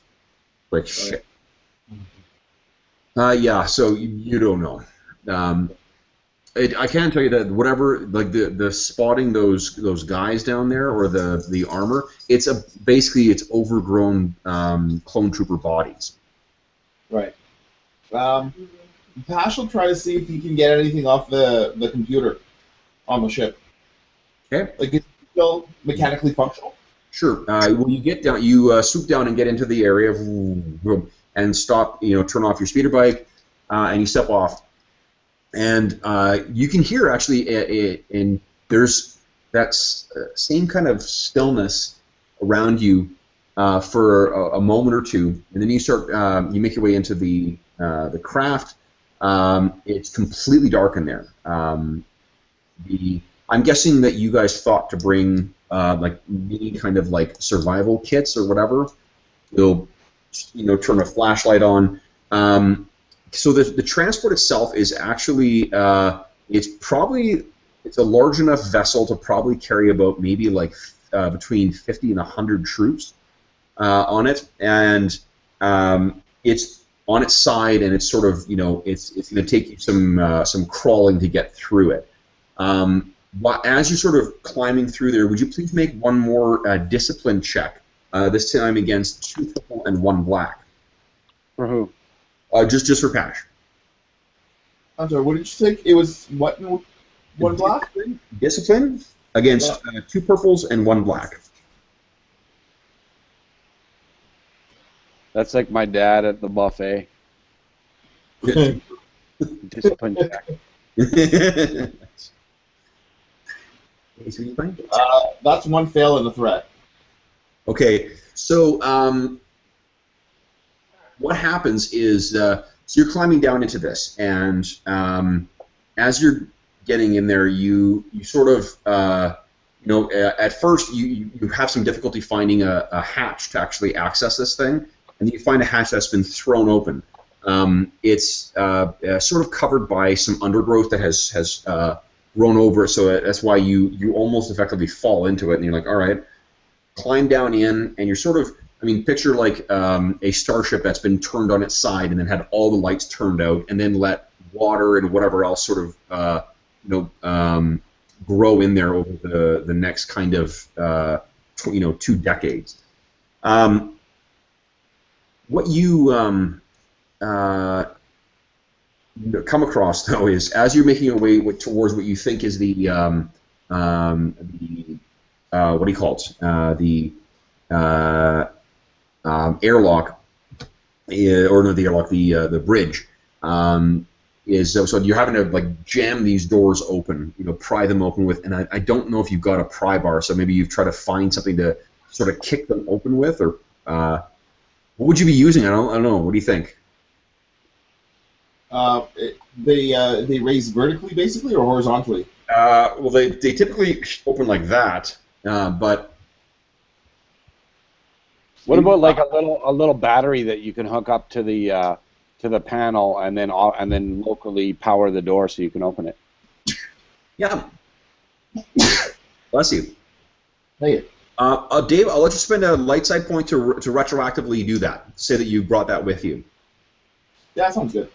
Okay. So the you go over and you hit bloop, bloop, bloop, and the door slides open. This repeats itself once or twice. There's a couple times where you kind of like you find yourself in a position where like one door is open and it's into another corridor, so effectively it's like a long pit next to you. So you kind of have to hop across. you get to the one of the things and wire it, and you're having to sort of like climb up at this point. The door opens, and suddenly like 4 dead clone troopers all fall on top of you, and you're like, you know, and panicking just because the oppressive creepiness of this place has finally got to you. You're going to be suffering 2 blacks. You're suffering from fear right now. 2 blacks on all future checks until I tell you otherwise. From fear. So once you're sort of stop. Did you actually get a success on that or not? No, it was a fail and a threat. And a threat. Okay, yeah. So that's what where you're at. You then clamber your way back up to the finally to the bridge, which is mostly collapsed. And you think you might be able to, you might be able to try and use, you know, like the thing you've been using to open the doors to jury-rig some power to the computer. So why don't you make a mechanics check for me, please, against the difficulty of 1 red and let's see here. Yeah, 1 red, 2 purple. No, 1 red and 1 purple and 2 blacks.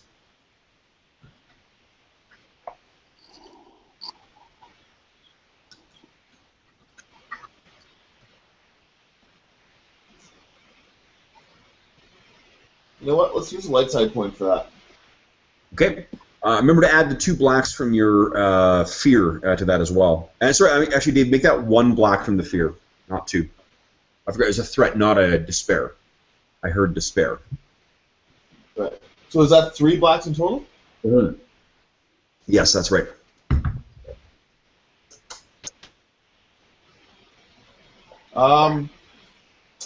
That would be a fail, 2 advantage, and another triumph.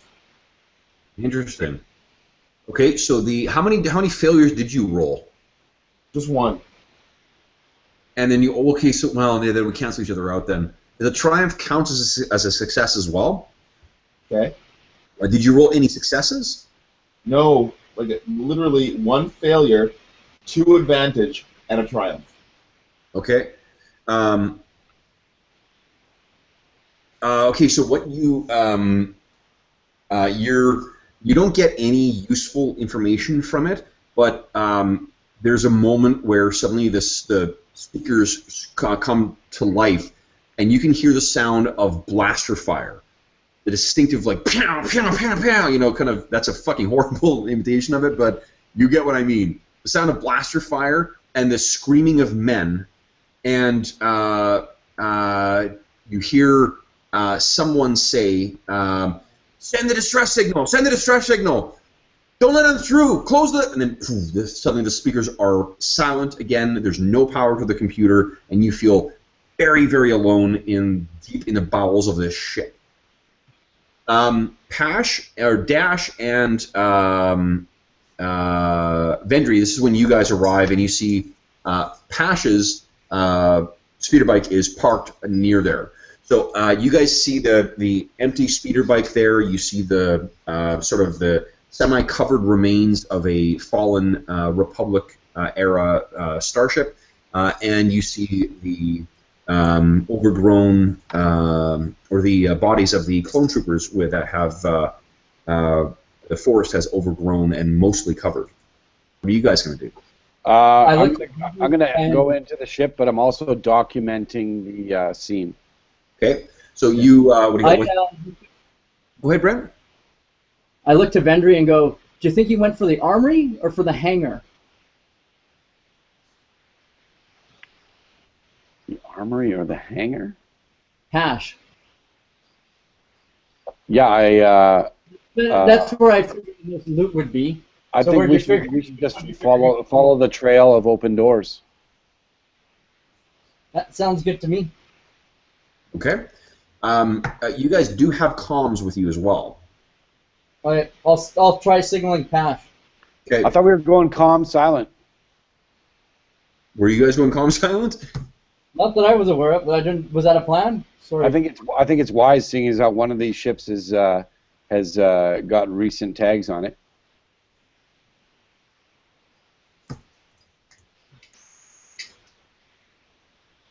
Yeah, that might make sense. What do you guys think? Oh wait, oddball. Is Jeff still around? Nope. Can oddball do something to encrypt our comm links or make them off? Ball has had to be shut down for maintenance. Oh, okay.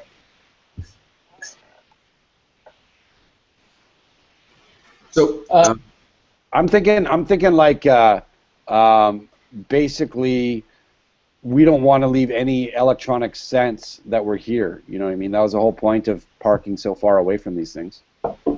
If someone had sensors, wouldn't they detect our ship coming in through the atmosphere and landing nearby anyway? Not necessarily.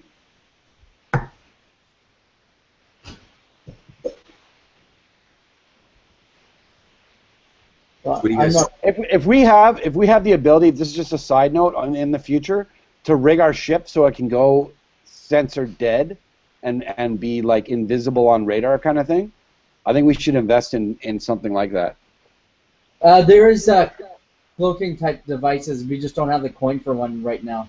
Okay. So then, what was that, Dave? Well, I was thinking Pash is working on that. Okay. Okay, so you guys got there from what? If you're gonna say that you went comms dead, I'm gonna get you to spend a light side point to retroactively change that. okay. Okay, so go. Now. Wait, before. Okay, so if we're retroactively changing that, then can we retroactively also set out a way of communicating? Instead of, like separating and. Yeah, it's called voice. Is that what the plan is, or you guys have another way? I think we should go comm silent and just go voice only. Well, Pash is already in there, so he's going to go with whatever's decided by the two of you. Well, the Pash would have been able to contribute to the conversation beforehand. Yeah, this is we're going back in Finding time. the point to retroactively change it, so at some point you guys would have, worked out a here's our hand signals kind of, I'd rather that if we stumble upon anyone, that they're just as surprised as we are. What if we just, instead of using our comms for communication, we just sort of had the one ping only if something came up, so it went. I don't like that idea because it's basically trying to get your cake and eat it too.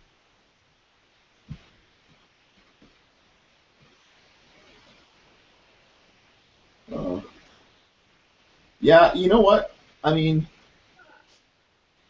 I think Pash is okay with the comms.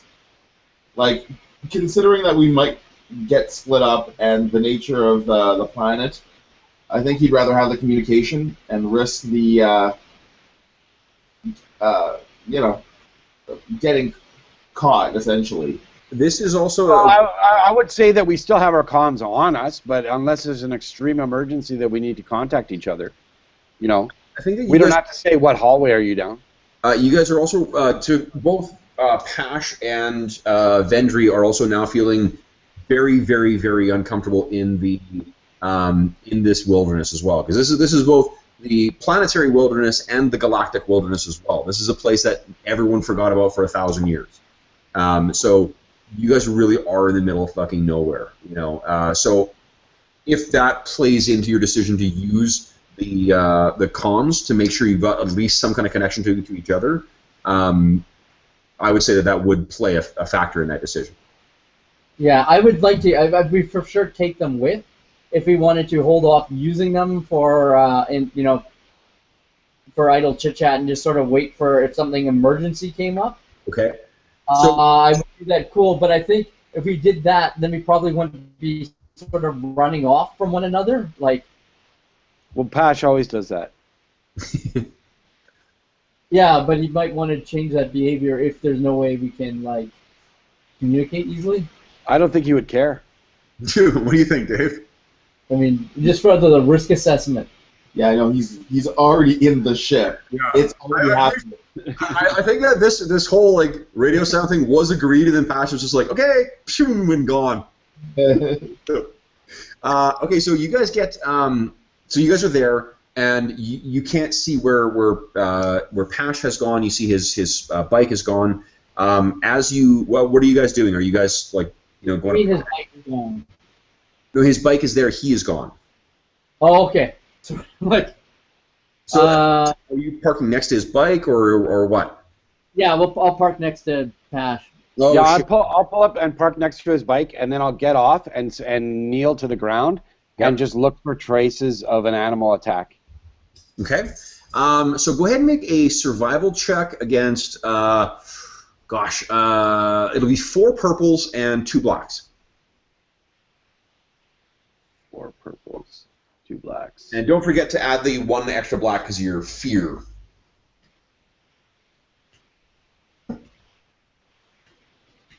Oh my God! Can I spend a light side point?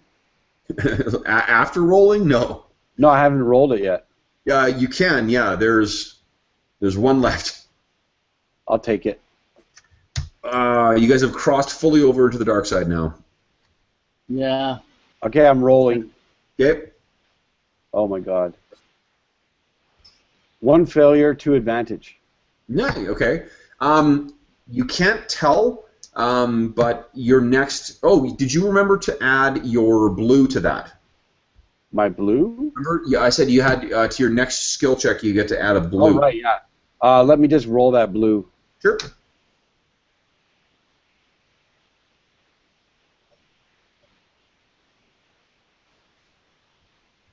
One success. Hey, there you go. No sign of an animal attack here. No. Okay. I think you can see the prints of where Pash got off his speeder bike and sort of started making his way around. Dash, I'm sorry, what were you doing? I'll just scope out the outside of the ship while Vendry's doing this, get a bearing for the surroundings, and then look into the portal and where the entranceway is and yell Pash. You're going to have to make a perception check to try and see the portal, the way he went in. Oh, okay, if it's immediately obvious, that's what I'll do. I'll sort of try and figure out how he got into the ship. Okay. So go ahead and make a perception check against, I'll just say actually just 2 purples, and I'm going to spend a dark side point and make it 1 red and 1 purple. Can't I follow the trail of his footprints in the leaves? Yeah, you can. So you're sort of doing that, and your probe droid is sort of, hovering along with you, because you would have had to have like picked it up because it doesn't go as fast as your speeder bikes. Yep. So you've let that out again. You got down and were looking, and then Dash was looking around. Go ahead, Brent. Roll. I did 1 failure, no advantage, no threat. Okay. You're looking at this thing. You're like, how the hell did he get in there? It's just not readily apparent. And then you see Vendry is sort of following tracks towards something. And Incidentally, the probe droid I have is an antique. It's actually the same brand that but modified that Darth Maul had on Tatooine. Oh, okay, works for me. Okay. What do you call it? You whistled Dash, then see Vendry sort of making his way along, and he's walking up carefully, and then he pushes aside these bushes, and there's actually a hatch sort of on a 45-degree angle, and you're like, how the hell did how did you see that? So you lean forward and call down. So we now cut back to Pash. You're in that darkened thing. You got the flashlight up. The speakers have just blared that sound, and there's dead silence. And then you hear what you think your ears may be playing a trick on you. You can hear Dash calling your name somewhere deep, far off, echoing through the hallways. What are you doing? At this point, Pash is pretty creeped out. He'll actually yell down the hallway, Dash, is that you? So very, very far off, you can hear kind of a faint, Dash, is that you? No, it's the other Corellian you came with. Remember where you guys are and how you're feeling, too. Can we patch into the computer system and check their logs? Well, there's no power on this thing. It's completely derelict, Right. and you don't know what Pash has done so far. So Okay. you could suggest that that's the case. If you want to shout down to Pash. I'll just say I'll change it to yes for the other. We're at the entrance. Okay. Dash or Pash rather, you're not quite sure where you're on the bridge, but it feels like you've crawled a really really long distance down in here. Vendry, do you yell down about that computer stuff? Negative. Okay. So like, what are Dash and Vendry doing? Are you guys climbing into Pash or and Pash? Vendry is just hanging out, kind of watching the entrance. Okay.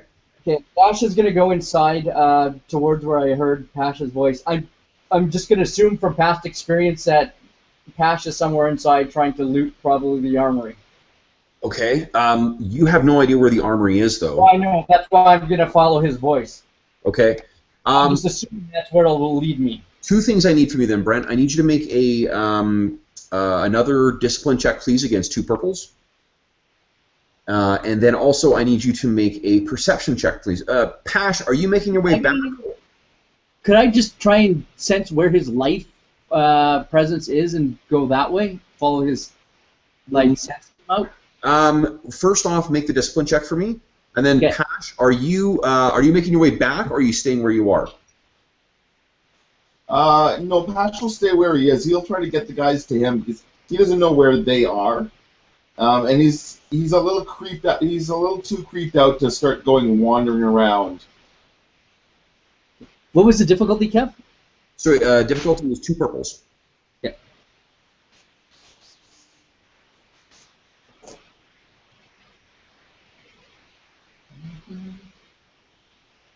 2 successes. Nice. Okay. So while this is like you're crawling your way through, the bodies of, hey, Emmy, no barking. Come here. Yeah. No barking. What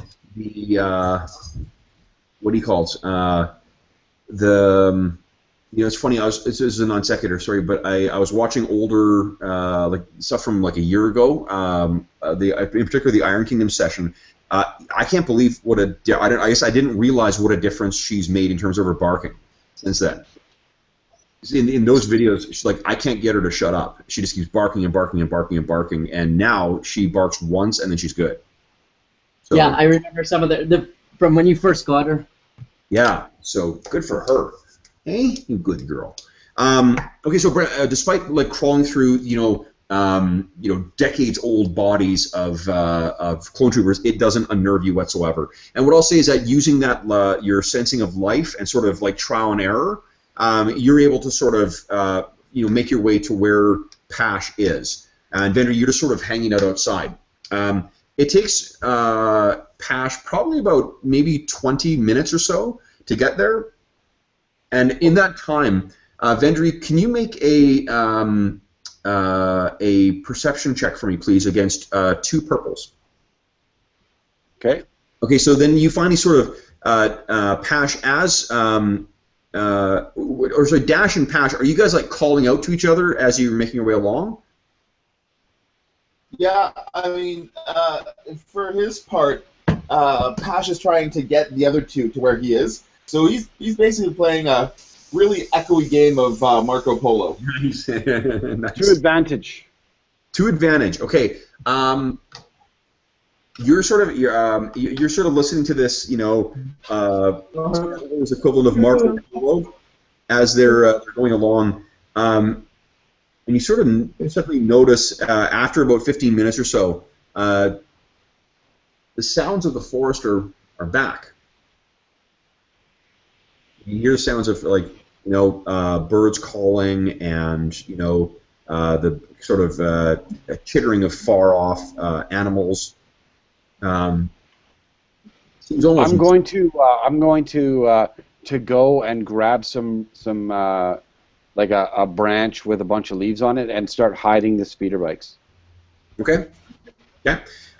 So Pash and Dash, after some trial and error, and thanks to the reaching out into the Force, you guys do come across each other, and Pash, you were incredibly relieved to see your friend, and that you're not alone anymore in this on this bridge.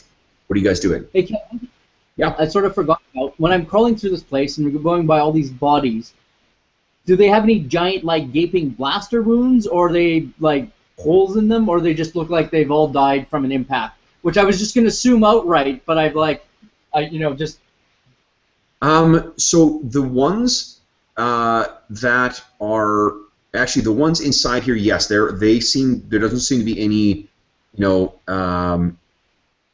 actually, no, there is. Yeah, there is blaster, like fairly sizable scorched holes in their armor.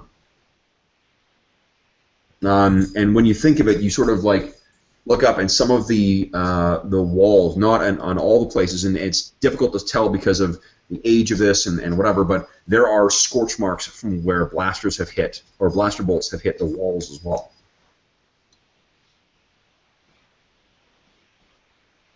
So you get to Dash, and Pash and Dash, what do you guys say to each other? I wish Oddball were here. This place is creepy as fuck. I see you've managed not to loot anything for like half an hour. Well, that's plan B. I was kind of hoping to figure out how this thing got here. Do you see all the bodies? It looks like they didn't die in the crash. It looks like a lot of them died in some kind of battle. Blaster holes all over. Carbon scorching on the walls. Yeah, I kind of let the corpses where they lay. I hope you didn't get too badly.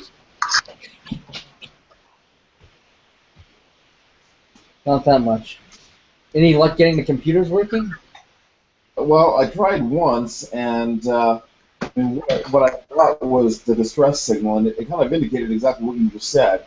Something came after them, but I couldn't tell how long ago that was. Yeah, let me try firing it up again. Okay, maybe I can help. That's all you're going to get out of this computer, guys. Yeah. Unfortunately, so it's too damaged, and the little extra bit of power that you routed through is sort of, yeah. And there's nothing further to gather from that. Huh. Well, if You that's guys- the case, You guys use the thing on the computer? yeah, we're not going to get any more out of it. So let's just carry on to the next cache site. Okay, so you guys, after some fumbling through the darkness, you may manage to make your way out to find that Vendry has sort of effectively camouflaged your speeder bikes. So the two of them come scrambling out. You hear them before you see them, Vendry, and you guys come down and see that the speeder bikes are fairly effectively hidden with like fallen branches and so forth. What do you guys tell Vendry what you found? Yeah, and I'd also suggest to both of them, I'm like, we saw a bunch of clone troopers, and they look like they died from battle. We haven't seen anything else dead in there. I'd almost be interested in searching the rest of the ship to see if there's corpses of non-clone trooper corpses, just so we have an idea of what attacked them. Then I say we split up and cover more room then. You know what? Remember, so that at least two of you guys are gripped with paralyzing fear right now. I'm going to suggest that no one who's suffering from that fear would suggest going on their own. It might make sense to stick together. Well, I mean, we've seen part of the ship. It shouldn't take us too long to get through the rest. Especially if we're going comms dark. Yeah, and you know what? I mean, we've got three other ships that we might be able to get more out of. I think, guys, there are also all these these trooper bodies lying around you. Yeah. Are they're also got the blaster marks in them? If you think to check, then yeah, it does. So there's a massive blaster wound or scorching from the impact of blaster bolts on all of the bodies. Can you guys make? Let me think here. Can You know what? I'll just let you make each of you make perception checks, please, against. This is going to be. Let's see here. I'll say it's if you have any ranks in knowledge warfare, it'll be 3 purple. Otherwise, it'll be 4 purple. The one guy who can start the shift and knows about warfare is taking a CS. Yeah. That was perception count? Yes, just perception, please. Oh, my lucky day. I got 1 failure and 1 threat. Pash got 1 success. Okay.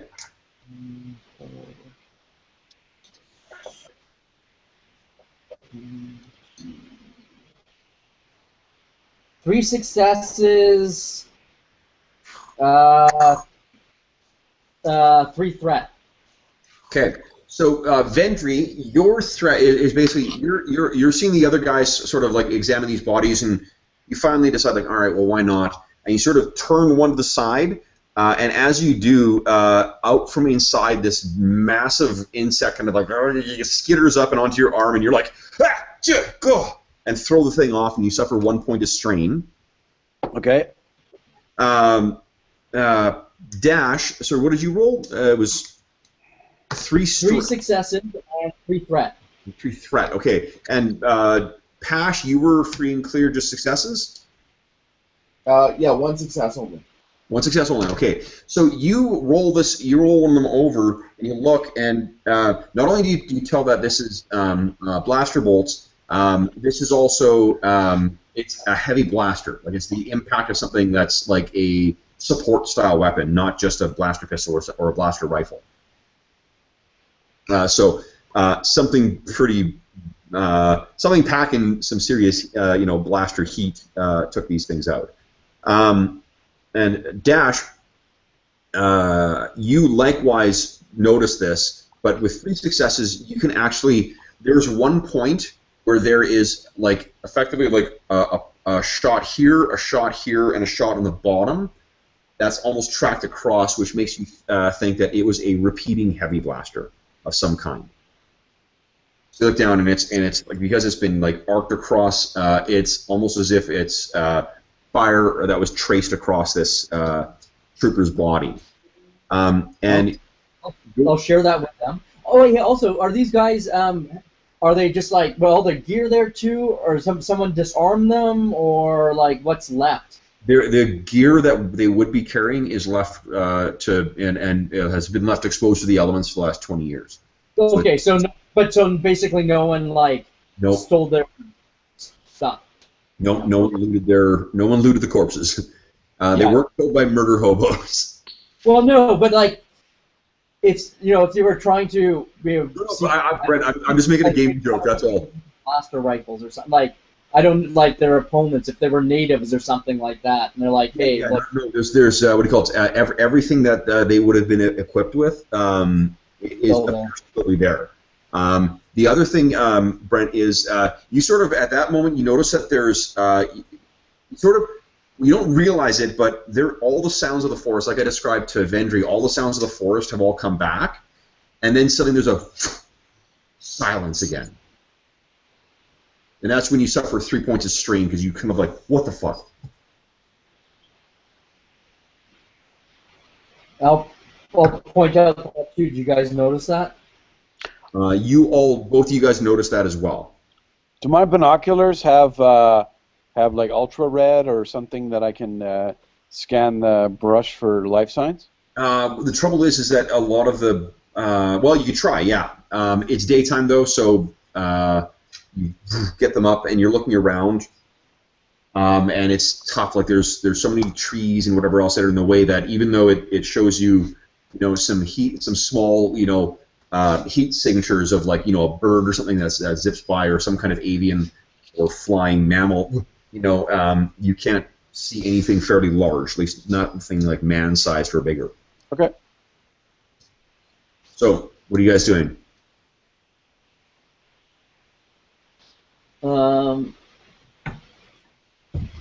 Pash doesn't actually see the value of going back in, and it's more that Pash doesn't really want to go back in. He's basically like, you know what? I'm just gonna do some recon around here on the outside here. Okay, how about I've got a solution. If we don't want to break up, but it would be good to know what's killed the clone. What if, Vendry? What if you sent your droid in? It's got all kinds of sensors. It can see in the dark. It could do a quick scan of the ship from the inside and see if it finds any corpses from whatever killed the storm, like the opponents. No, because it can't open doors. Point taken. Pash will pipe up with, why do we want to find what killed these guys so badly? So in case they're still around, then we know what we might have to face ourselves. I wouldn't assume that because those bodies are like 20 years old. Yeah, but something on the ground killed them. Like, it wasn't after they landed, they were 20 shot. 20 years ago. There's 4 other ship signatures here. Look, one of them new. Obviously, this one isn't new. No, but there might be something else on this planet with us. I say we leave this site and go to the next ship. I'm with Vendry. All right, fine. Okay. So you guys mount up and a little quicker than I think you intend to, and then fire them up and zip off.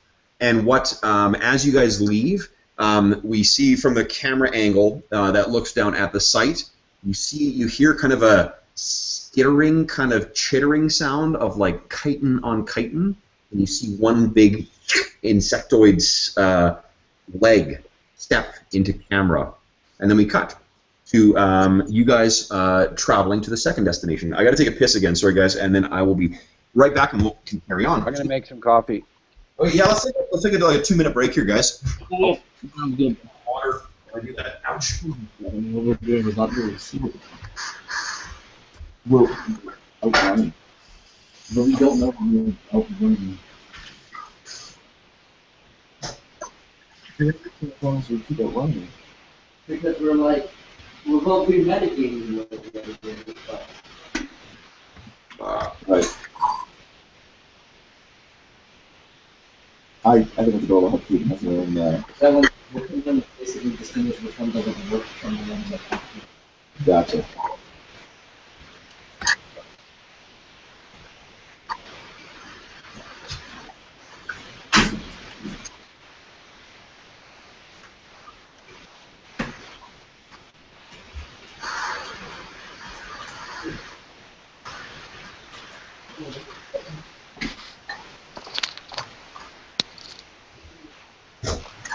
You guys heard of that new Nintendo that came out? The one that fits in your hand? Yeah, it looks like the old one, right? Yeah, that seems pretty cool. Hey, I was thinking about getting one. They're like $60. Is that it? Does Yeah, it play all $60, and if you want to buy an extra controller, it's $10. Holy shit. And it's got Super Mario 3. Isn't it Castlevania on it too? Probably, I'm not sure. It comes with 30 games. The only problem is they're all built in, so you can't actually upgrade it. But they added a feature apparently that you can save at any point, so you don't have the old can't turn the thing off for 3 days. You remember those days? You don't watch anything while you leave it. Yeah, you just like leave it plugged in and on pause, and you go to school. Exactly. Oh, that's cool. I never realized how much my parents loved me until I realized that they didn't go in and unpause the game and try and finish the level themselves. My dad used to love video games. He had like Atari and Pong and all that shit. No kidding. Yeah. I remember seeing the Pong. Do you remember inventing different games to do in the old Atari games? Yeah. This game's there's not enough to this. Let's just pretend we're going to try and do something different. The one that was the most complicated I ever thought of any Atari game was probably Pitfall 2. Yeah. It took for fucking ever to finish that. I think you actually finished it. I never did. No, I finished it first. I think you did finish it. Oh, maybe I did. Because the monkey jumped around. I wasn't the only one that did it. You know, the worst... we were super competitive about it, though. We both wanted to get there first. Well, in that fucking game too, the fact that you could see the ending right at the start of the game, Yeah, like it was brilliant. yeah. Okay, we all back? Yep. Okay, so we're the second. We're gonna kind of skip past do a quick version of the second. Second destination is is very much the same. It's actually a more modern Imperial landing craft. This is a like an Imperial shuttle type thing that probably only carries a crew of about maybe 6 to 10 stormtroopers plus some command crew. And there are about 7 stormtroopers dead in the area immediately surrounding the Imperial shuttle. Dead of the same, so the same heavy blaster bolts that, or similar at least, marks that you found the clone troopers. This you are able to access, and apparently this was a what do you call it? Actually, I guess it wouldn't be like a Lambda shuttle. It's something a little larger, more of a long range reconnaissance thing. This was apparently a reconnaissance vessel, effectively searching for rebel outposts or searching for the rebel fleet. It apparently picked up transponder codes or the what do you call it? Emergency beacons from that you guys also picked up. It landed here. It crashed, or was the ship was disabled in some way after being here for about a day, and they activated the transponder thing, but there's no indication for that there was they were caught. There's no recording similar to what was on the what do you call it? The Clone Wars era vessel. Hmm. And third, sorry, anything further you want to do at that Imperial site, guys, or can we skip to the third one now? I'm good. Skip to the third. Yeah, let's go ahead. Okay, so the third site is Honey. No, leave it. The third site is a what do you call it? A Corellian, modified Corellian vessel. It's not a YT-1300, but it's something similar. And as soon as you see this derelict ship, Pash, there is a twinge of nostalgia that hits you. You don't know where it's coming from. Pash is trying to find the markings on the ship.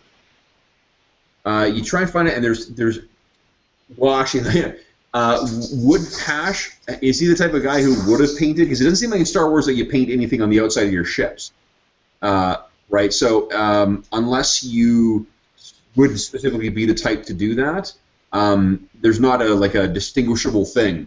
But as you get closer and look this over, you don't remember, but you feel connection to every line on this ship, every angle, everything. This is, you don't remember it, but you know that this is the Concubine.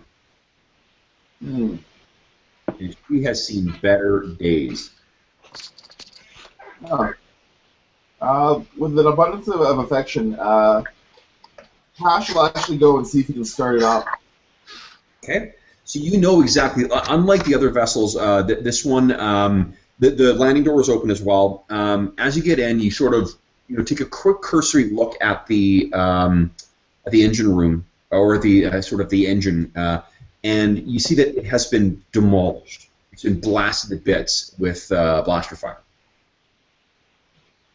Any bodies left on the ship? There are actually some fairly large. You go through the cargo hull, and that initial feeling of, cargo hold, the initial feeling of sort of like, nostalgic coming home, turns to a bit of discomfort and twisting, almost nausea in your stomach, as you see that the entire hold is outfitted with cages.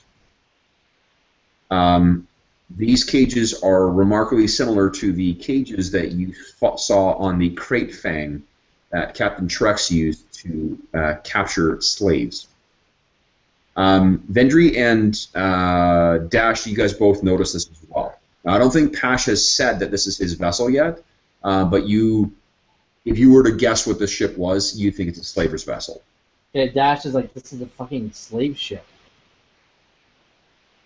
Okay. Are the cages empty at least? The cages are empty. Okay. There, in fact, does not appear to be any bodies on board. Well, at least it looks like they were empty when this thing crashed. Well, if they're empty, then there's got to be money on board.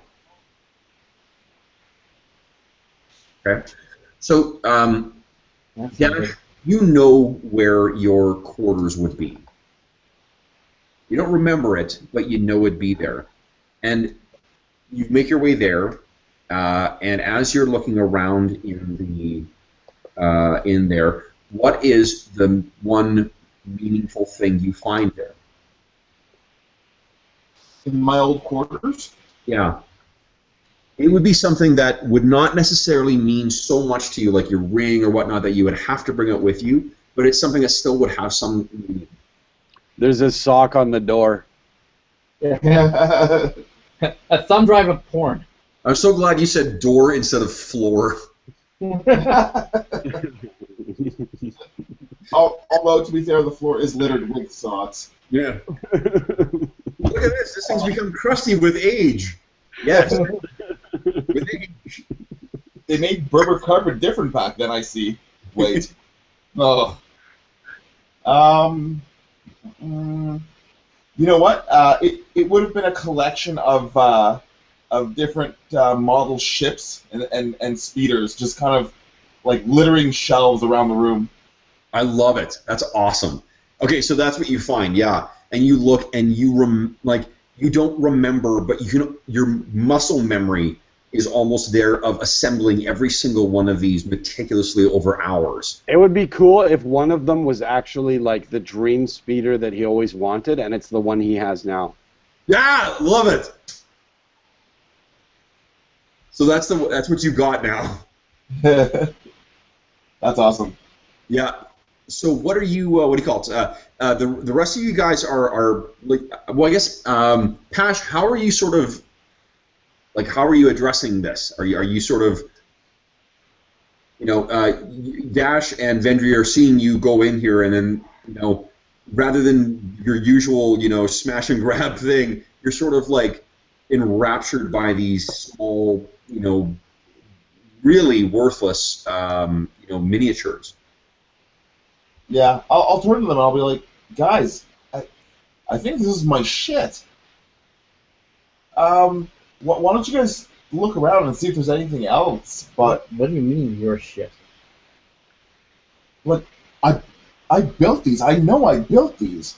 And look, I own this one.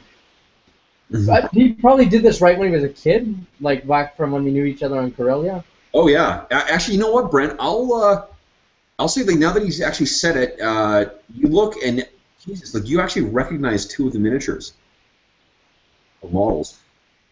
What are they doing here? What are they doing on a slave ship? These are mine. Yeah. No, they're not. I think we both own the same ones. These are definitely. Why are your minis on a slave ship in the middle of nowhere? I don't know, Dash. I mean, like, I'll be honest. This all seems really familiar. I mean, I know this ship. I know this ship. Yeah, I want to sort of search the room for any other or patch signs. Because this is really weird. Like, I don't know if Dash would be putting two and two together. Okay. It's nowhere, Brandon? and it's a slave ship, and I don't ever think of I would never think Pash would ever be a slaver. It just never occurred to Dash that his friend's a slaver. So he'd be perplexed as to So here's what I'm going to suggest. Okay. there's something that in your rush to leave this place, you actually forgot something. And it is something meaningful. It is something that if you had been aware that it was there, you would not have left it behind. Because Dash is so good at searching and so meticulous with those things, he actually finds something that you did not intend to leave behind, probably something to do with your family, if you have a meaningful connection to your family, if that's a happy memory. If not, then maybe it's something to do with, well, I don't know, like I'm guessing it would be like your childhood on Corellia. What did your father do, Pash? Was he a racer as well? No, you know what? He was respectable, as a matter of fact. Both his parents were pretty middle class. Pash he felt penned in, right? Like they would never, he's like, yeah, I wanna speed race, and they're like, no, good boys don't speed race. You have a future ahead of you. And it just, they were good parents, but Pash just, as much as he loved them, he knew that he just had to get away from Corellia. And he tried to, he did that by trying to join the army, but that didn't work out. And that's when he met Amelia, and he just stops going home, essentially. And when he did go home, it was late at night after his parents had gone to bed. He'd sneak in. They knew that he'd come back, but he'd be gone by the time they got up. Okay. What I'm going to suggest is what you find buried sort of deep in there is a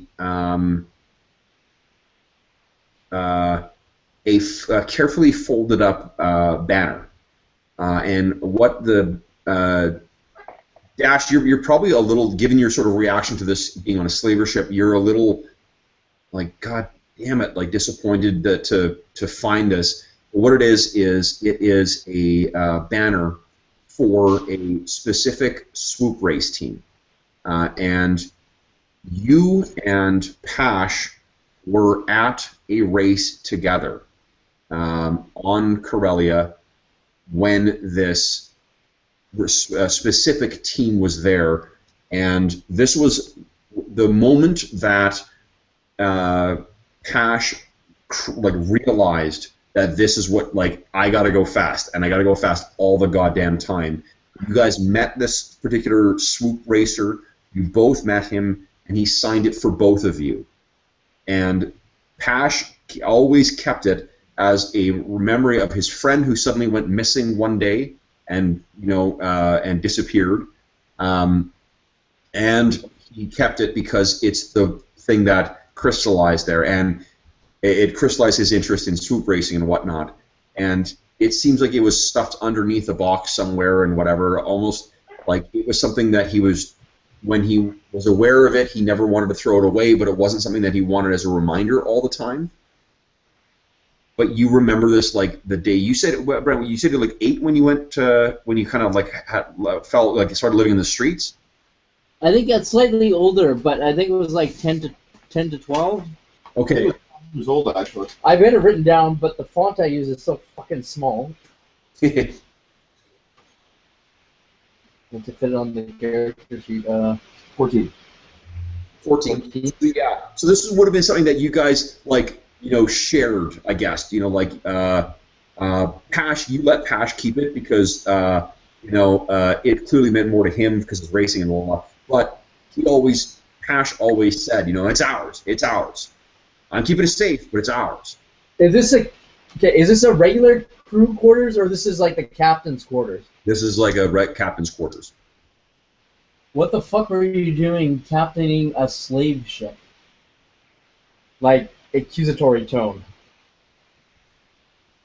I think the reality of the situation is coming to light, and there's no way that Pash can ignore the fact that he legitimately was the captain of this ship, and it disgusts him beyond what he can even describe. Like he's not even looking Dash in the eye anymore. He's like, I don't know, buddy. I mean, I know I did stuff for Timo, but I don't remember doing this stuff for him.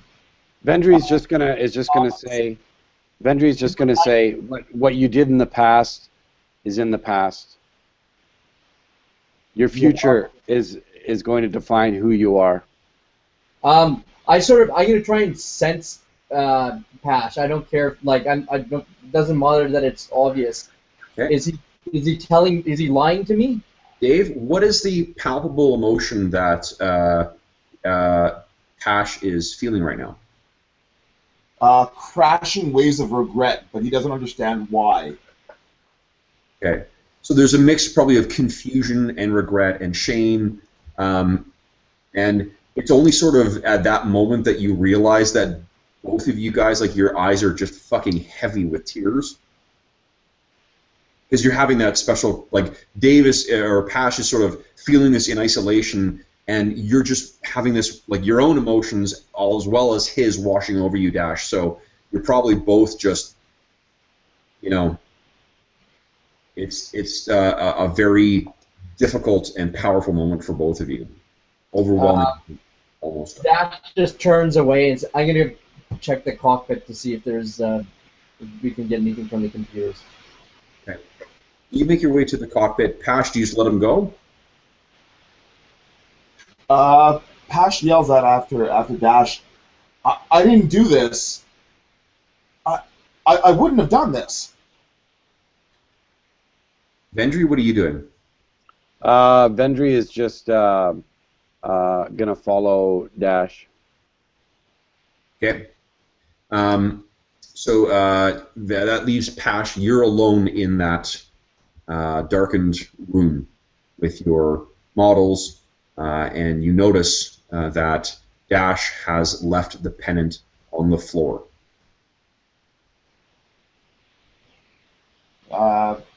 I'll pick the pennant back up and fold it up gently. Okay. Dash, you're obviously dealing with a lot of different emotions. You get to the cockpit, and there's a little bit of light because like the YT-1300, this particular model has a kind of plasteel canopy to it, or a transparent steel canopy to it, so it's letting light in. And you can kind of look over. There's no power to this. You sort of flick in some toggles and stuff like that, and then you hear Vendry walk up behind you as well. Vendry, what are you doing here? Are you saying anything, or are you just trying to look around in here as well? Yeah, I'm just going to keep on task and examine the state of the, basically if you go into a cockpit of an airplane and you can look at the switches, what's toggled on and what's toggled off, it might give you an idea of what state the airplane was in, when it was, that's kind of what I want to do. That's a great idea. Okay, can both Vendry and Dash please make perception checks for me, please, against actually only one purple, and just tell me who rolls best. Imagine this is like an initiative check. You know what, guys? I'm going to spend 2 dark side points. I'll make it 1 red instead to start getting some light side points in the pool. No purples? So no purples, just 1 red. Okay. Yeah, 2 success, 2 advantage. Okay, and how do you do? Success, 1 advantage.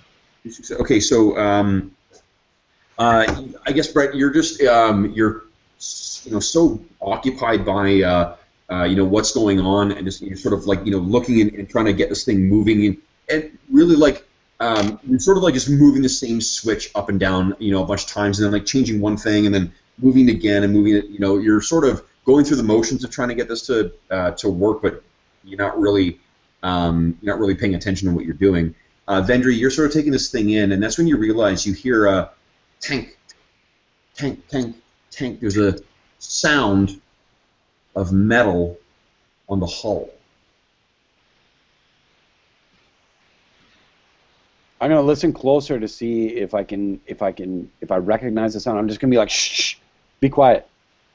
Dash, Vedri says that, and you sort of stop and look. And this is where, Brent, why don't you actually roll one more yellow for your perception check? I'll cash in your free upgrade. Okay. I rolled 1 success, 1 advantage on the yellow. Okay.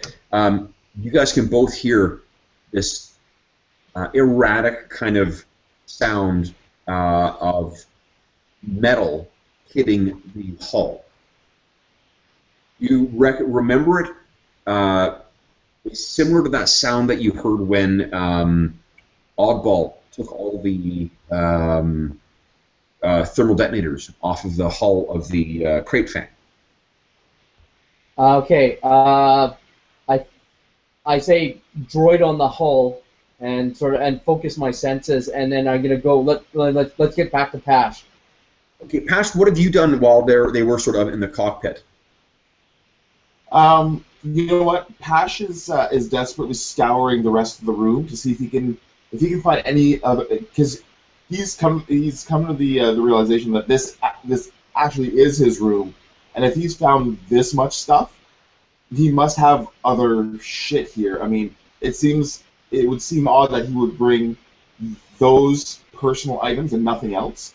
So he's desperately trying to look for, Sure. And Vendry is gonna go to his arm thing and turn on the probe droid, and get it to just survey the outer hull. Just do like a crane shot or something. Okay. So what? Okay. So the probe droid is feeding back information to you, and it, so are you doing that while you're still in the cockpit, or are you? Yeah. No, I'm in the cockpit. Okay. So you get out and you kind of what goes down and starts transmitting stuff back. Pash, what you knowing yourself. Go towards Pash. Okay, so you guys are making your way, down there, and Vendry and Dash are going down. Pash, what you, this is not that you're reflecting on it, but like, if you were to, if you're troubled by the fact that you left so much stuff behind, you knowing yourself, or at least who you think if you think you know yourself, which is probably the most existential this campaign is going to get, you would not have left all this stuff behind unless there was a really good reason for why you couldn't bring that. Maybe you left a message to yourself somewhere. From the future? From the past. You find a note underneath the desk that says, "Do not trust Dash."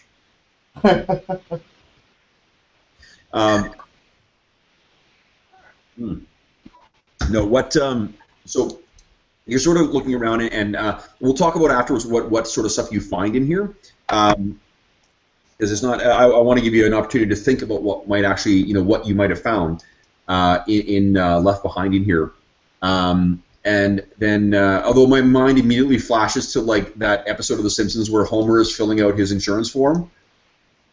Well, there was the Picasso, and there was the Monet, and there was this policy only covers actual items. Oh. TV. So the what do you call it? As you're sort of doing that, you can hear the sound of feet on like hurried footsteps on the gangplank, and you sort of poke your head out, and you see like the flashlights of the two guys. First, you see the probe droid kind of zip past you, and then you see the two guys coming from the cockpit towards the hull. What do you say? What's going on? Droid on the hull. Sounds like a droid on the hull. You know what, Kev? I'm going to get Kit to actually do to identify what it is that's on the hull. Okay. So first thing that gets up there is probably going to be the probe droid. So what you're if you're sort of monitoring your feed, Cork, as you're sort of running along here and sort of looking up and looking down, is that the thing kind of you see the thing go outside, and then it turns and sort of rotates around and kind of drifts up, and for a split second there is a kind of weird, like almost like metal sculpture-looking droid. It has an arced back, and it has 2 little limbs going out, and it has 4 legs, like some kind of insect, and a small little head that seems to be a bunch of sensors. And this thing kind of looks up, and then there's a flash, and your probe droid goes dead. Oh, shit. And you guys can hear from inside the vessel the distinctive sound of heavy blaster fire from outside. Shit. Okay. As as you activate the comm and you tell Kit to activate, what are Kit's sort of instructions when it's in danger? It's basically self-preservation. Okay. So if I identify something that's it's threatened by, because it doesn't actually have a gun at the moment, Okay. it's to get the hell out. Okay, so you send that message almost like so Kit activates and sort of goes, and then why it keeps calling you Michael when your name is Pash, I don't know, but it says Pash, something just destroyed Vendry's probe droid. This appears to be a hostile environment. What do you guys do? How many of them are there, Kit? If I look, I may expose myself to blaster fire. Do you wish me to continue? No, just we'll go. No, it's all right. Come pick us up. To do so may expose me to blaster fire. All right. You know, you're really good for nothing, but I'll come to you. Very well. So what are you guys doing? Go towards our speeders. You're still in the ship right now. Yeah, I guess go to the door on the ship. I'm taking my lightsaber out of it wherever I've concealed it on my robes or my person, into like holding in the thing in my hand. You guys will all have plenty of time to get whatever weapons prepared that you want to. So as you don't have to make a check, because as you guys approach the door, you can see. I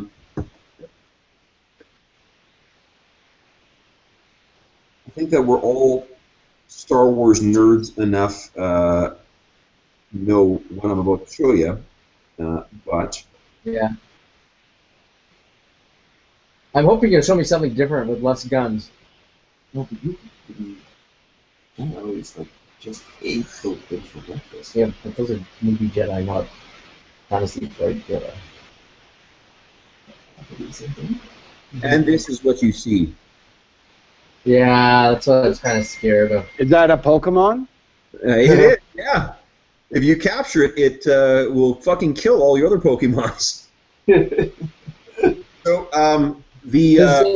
now none of you guys are young enough to have served in the Clone Wars, but yeah, I don't know. Any of you guys who would have been military nerds may know what a droideka actually is. And what you see is one of these things is chank, awkwardly making its way up, and in the darkness you can see the ominous glow of the red of its one of its sensors in its head. I think Dash might have heard about them even from his master as stories from the Clone Wars about these droids that actually threaten Jedi. Yeah, the Jedi killer droids. Yeah, I don't know. Okay, so what are you guys going to do?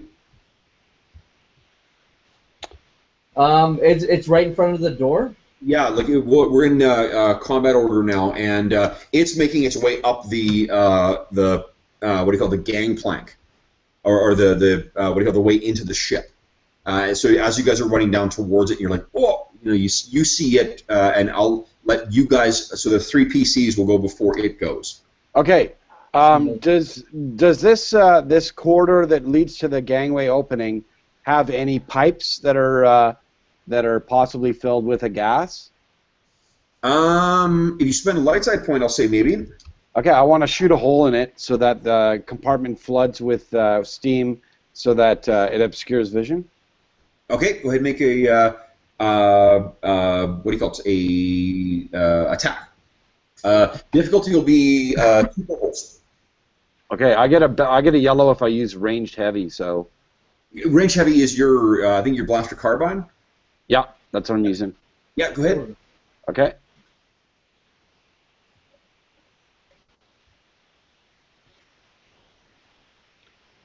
Sorry, I had to look up how many yellows I get. And then against how many purples? Against 2 purples. Okay. Oh, interesting. I got 2 success, 1 threat, and 1 triumph. Whoa. Okay, so what I'm going to say is the threat is that so you blast it and at a triumph, like it hits exactly the way you described, filling up the area around where the droideka is, and unfortunately, it also will add 1 black to whatever Pash and Dash are going to do next. Okay, Kev, we got a question. Or I don't know, it might be a Pash knowledge thing. Does the ship have a secondary exit? And if Pash says no, can we exit through the escape pod, either through the escape pod itself or the hatch that it would shoot out of? Oh yeah, like jettison an escape pod into the forest and then crawl out the hole. Yeah. Okay. There is no secondary exit here, but there are escape pods. Yeah. Okay, let's. I'll say that and 1, I guess. yeah. So yeah, use escape pod hole, like jettison the pod and then try and sneak out that way. Okay. I'm going to say that Pash, you probably know instinctively where that is, right? Yeah. Yeah. Okay. So you sort of grab him and you guys run towards the escape pod. You hop into the thing. You check. You're like, please, please, please, please, please, please, please. It still has power. Cool. So I think we'll just fire it and then jump out behind it. Yeah. Okay. So you guys get there, and the escape pod comes out, hits the ground. You kind of you're all battered around. Can you all of you make athletics checks for me, please? I thought we weren't in the escape pod though. I thought we were just launching it, and then crawling up the hole. Launch the pod and then jump out the hole. Yeah. Like the pod would separate from the ship, right? So leaving a hole behind. Like, it'll take you a round or two to jury rig that. Like, they're not designed to do that. They're designed. Okay, so it's quicker to just hop in it and ride it down. Yeah, because you could conceivably do that, but like I would imagine that they're specifically designed to not accidentally shoot off without people in there. Okay. So okay. What's the difficulty of your the athletics check? Athletics check will be. Let's see here. Oh, I'm going to spend 3 dark side points. I'll make it 1 red and 2 purples, please. Ooh. Oh my God! Don't include your fear penalty right now either. Not for that roll. Do threats stack up? Do you mean despairs or threats? Threats. Threats stack. Oh yeah. It's not just you roll it 4 times and you get 1, right? You say again? Like what's happened? 4 threat, like yeah. those only stack once, right? So it's only 1 What threat. that means is that you got banged around something fierce, so you take 4 strain. You're up to 5 right now. Oh, okay. How did you guys do? Pash got 1 failure and 1 advantage. Okay, so you're gonna take 1 strain. Yeah,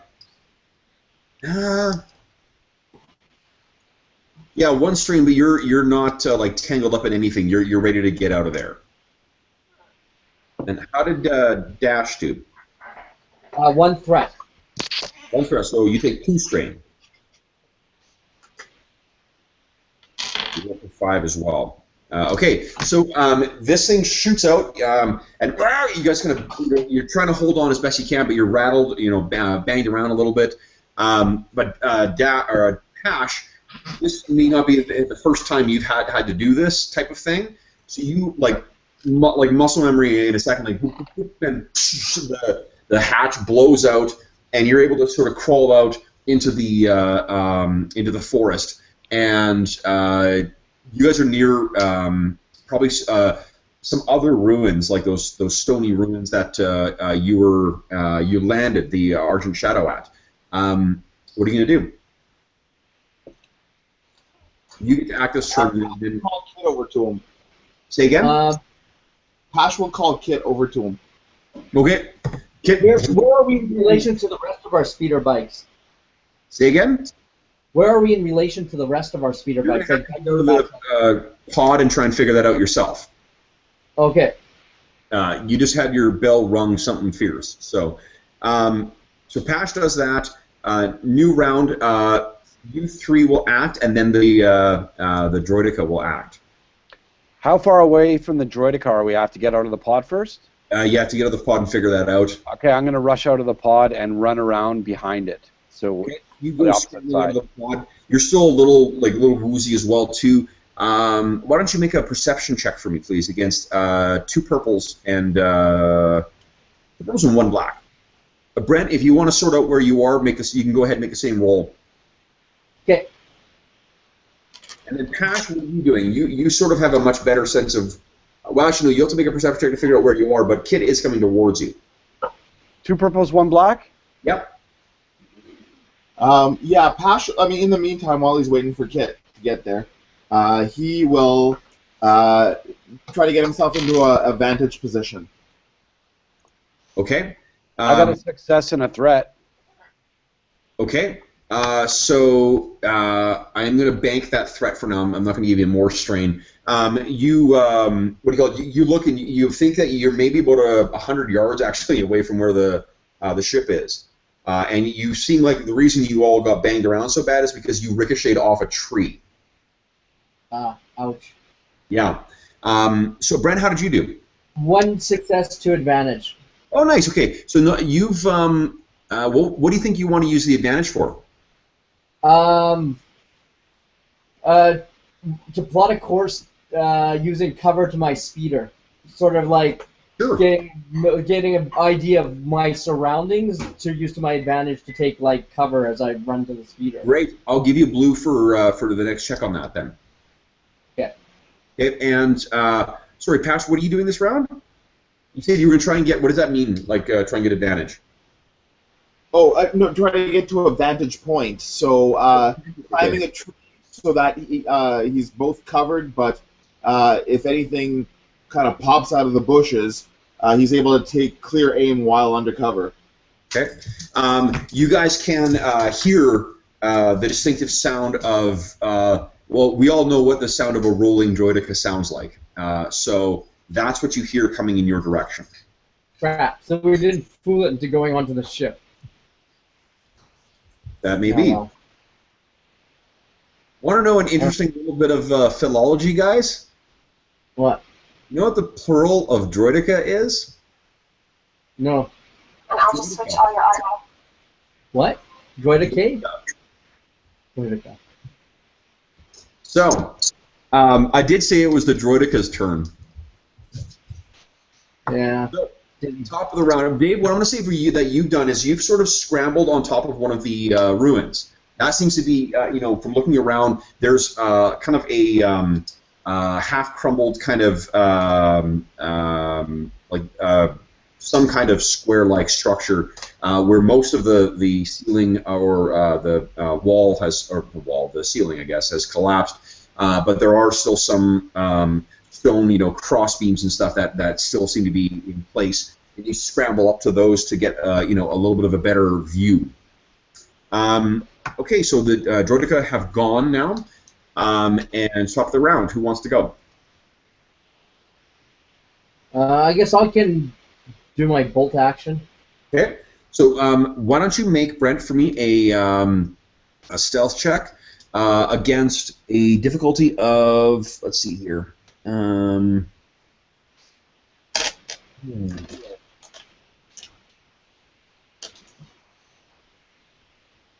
Wrong thing. Sorry. Actually, only a one purple. I'm going to upgrade that to a red. So go ahead and make a stealth check against a red, and I'm going to give you your one blue from your sort of like your advantage from last round. And I'm also going to give you one blue from the cover because there's a ton of stuff to hide yourself around. How many light side points do we have? There are now 6 light side points and 1 dark side. How many droidicas are there? You have no idea. I told the players that droidica is the plural of droidica. As far as you know, there is a droidica coming towards you because you can hear the rolling. But yeah, Can I break radio silence and take cover? sure. What are you trying to do? I just want to take cover behind the shuttle pod. Okay. And I also want to contact Asher on the radio. Well, Asher is not on the ship. Asher is working with the rebels right now. Like you guys spoke to Asher on the way. Who's on the ship? R2-G12. And shut off Odd. And to shut off Odd, yeah. Okay, I want to talk to D12 and ask him to turn on Odd. Is it D12 or G12? I think it was G12. It should be G12. Yeah, I thought it was G12. Okay. Okay, so you contact G12, and he kind of beeps back at you. Okay. Do I understand what he beeped back? Yeah. What did he beep back? What do you want? What did you say to him? I said I want you to turn on, switch on Odd, because I want to see if he can answer a question. I said it said beeps back that it'll okay. And like in the thick of this, Vendry, although he is suffering from 5 strain, he's still like just keeping his calm as usual. Like, you know, there could be a rhinoceros running around him, and he would not flinch, kind of thing, right?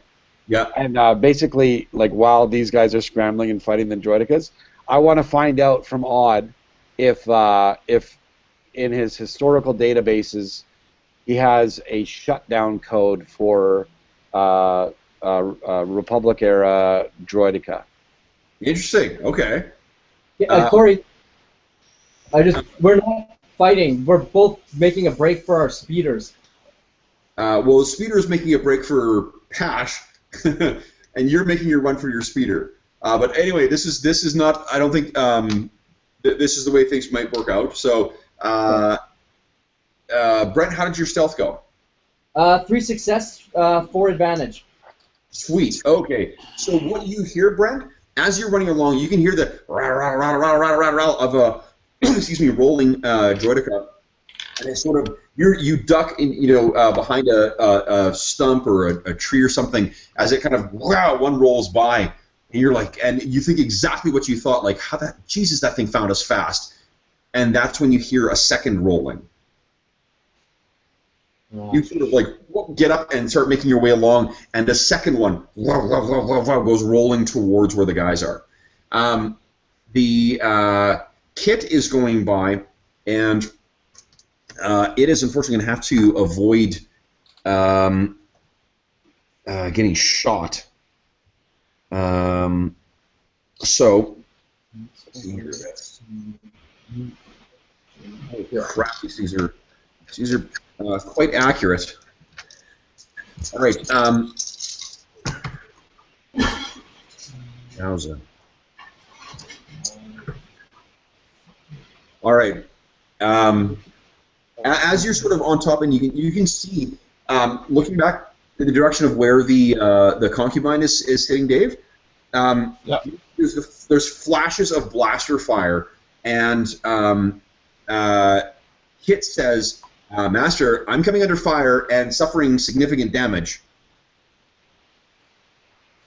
Well, take the long way around and make sure you get over here without being seen. What is the what is the armor and the hull trauma threshold for this? Hull trauma is 3. Okay. armor is, well, I mean, armor is 0 except for the fact that when Pash is on it, Yeah, Pash is not on it, so it's kind of a moot point. so that's then Well, 0. I'll do it. Yeah. If we get scoured, these heavy blasters can actually damage vehicles. So yeah, it sort of winds back. It does exactly as instructed and kind of loses itself in the trees and is going to try and wind its way back to you. Okay, so the Droideka. There are now 2 Droideka. You can see Vendry, if you're keeping an eye out as well as talking on the comm. And Pash, you can see these 2 things are rolling up towards you. So that's the Droideka. Back to Dash. You make your way back to because you're able to cover that distance, I think, in probably a round. Dash, you get to where the ship is, and you're looking out from the cover of the undergrowth and whatnot. And you can see that there is a Droideka positioned next to the speeder bikes. Okay, I've got an idea. I will. Use the Force to lift the Droideka. I don't think it's a silhouette 0. But I was thinking of using the move power, but to distract it by throwing a rock or making noise from the exact opposite direction I am.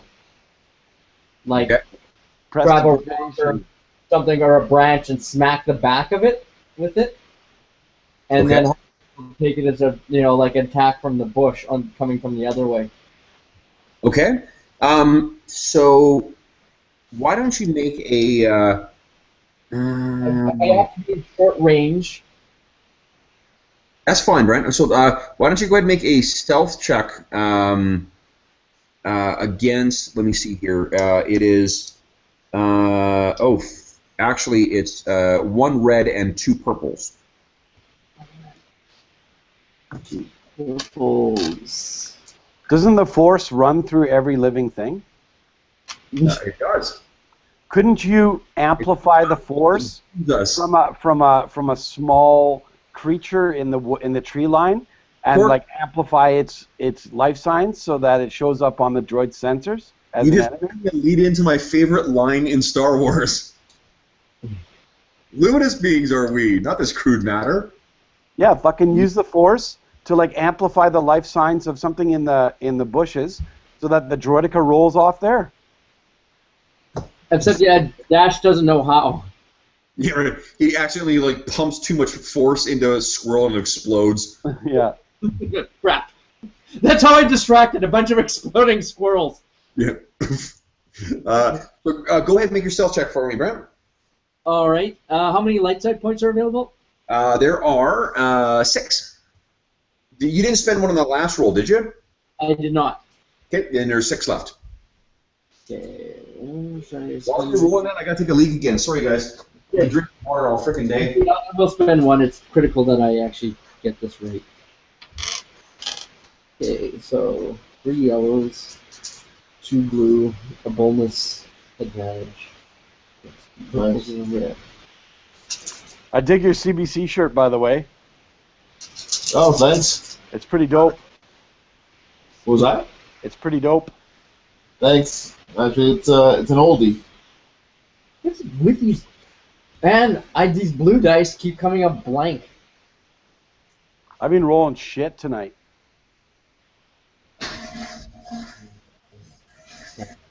Hey, Corey, you use it like an automated roller, right? Like you're not rolling dice, are you?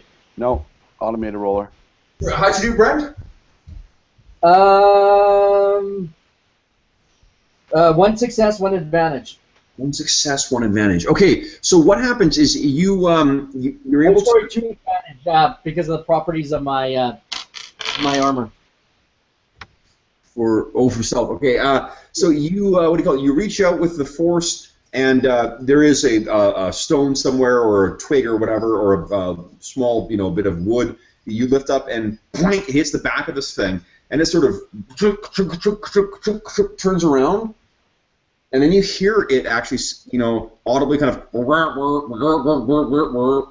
and then you can hear from on top of the concubine, and then there's this thing rolls off and hits down and rolls off, sort of facing the direction or a little bit in the direction of where the stone came from, and then just deploys.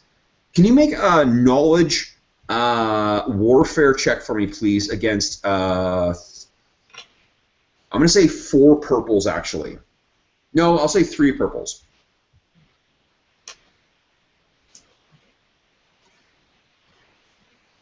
Did you spend a light side in the last one? Hold on. What? Did you spend a light side in the last one? Yeah, I did on the last Okay, so roll. there's still 5 light side points left if you want to add any to this. Oh, you know what, Brent? So when it hits, I forgot to. It actually the thing hits shields. You realize that this Droideka have shield generators. Right. And so it turned around and it's looking into the wilderness. That's right. Yeah. Okay. Sure. Why not? I'll spend a light side point. Maybe it'll help. Okay. Big money. And I'll roll off the table. All right. So cancel. Cancel. 1 success, 1 threat. Okay. Then the threat will be strain. I'll apply that as strain. The realization. I'll remind you guys too. You can spend advantage to reduce your strain, right, on a 1-for-1 basis. So when you roll advantage and you're not sure what you want to do with it, you can always use that to reduce your strain. You know that Droidekas do not communicate out loud like this. This is weird.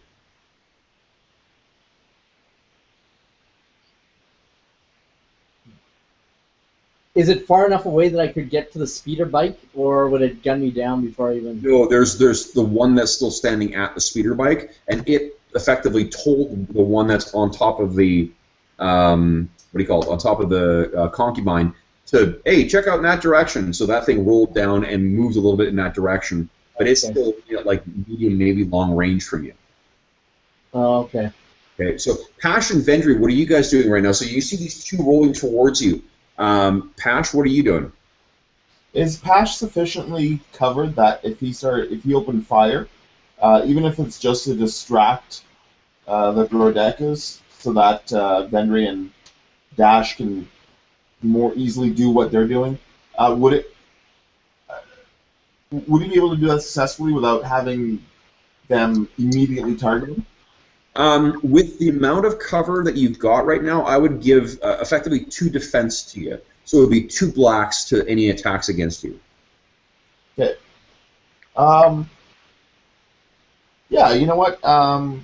Pash will whip out his blaster pistol, lay down in a prone position, and open fire. Okay. Why don't you actually make a knowledge warfare check for me against the same difficulty against 3 purples. And Vendry, you can go ahead and do the same. Okay. Oh, hey, Kev. Can I use my free action or whatever to alert the other guys that I see 2 more by the ship? You're stealthing right now. Yeah, I guess that would sort of be not very stealthy. Yeah. Oh yeah, 1 success. So 1 success for Vendry. How'd you do, Dave? 1 advantage. 1 advantage. Okay. So Dave, Pash thinks that there was something to remember about Droidekas. There's something to remember about Droidekas. Vendry, you remember Droidekas are equipped with shields, but they can only be up when they're kind of deployed. When they're rolling along, there's no shields. I'm just going to yell out, when they're rolling, they're vulnerable. So I think Vendry is going to bolt away from the Droideka. Okay. And basically give it opportunity rolling! And just runs off blindly into the woods. Yeah, and then basically it'll follow me and be rolling, and Pash can get off a couple shots at it while it's That's awesome. well, it's got no shields. Yeah. Okay, great. Okay, so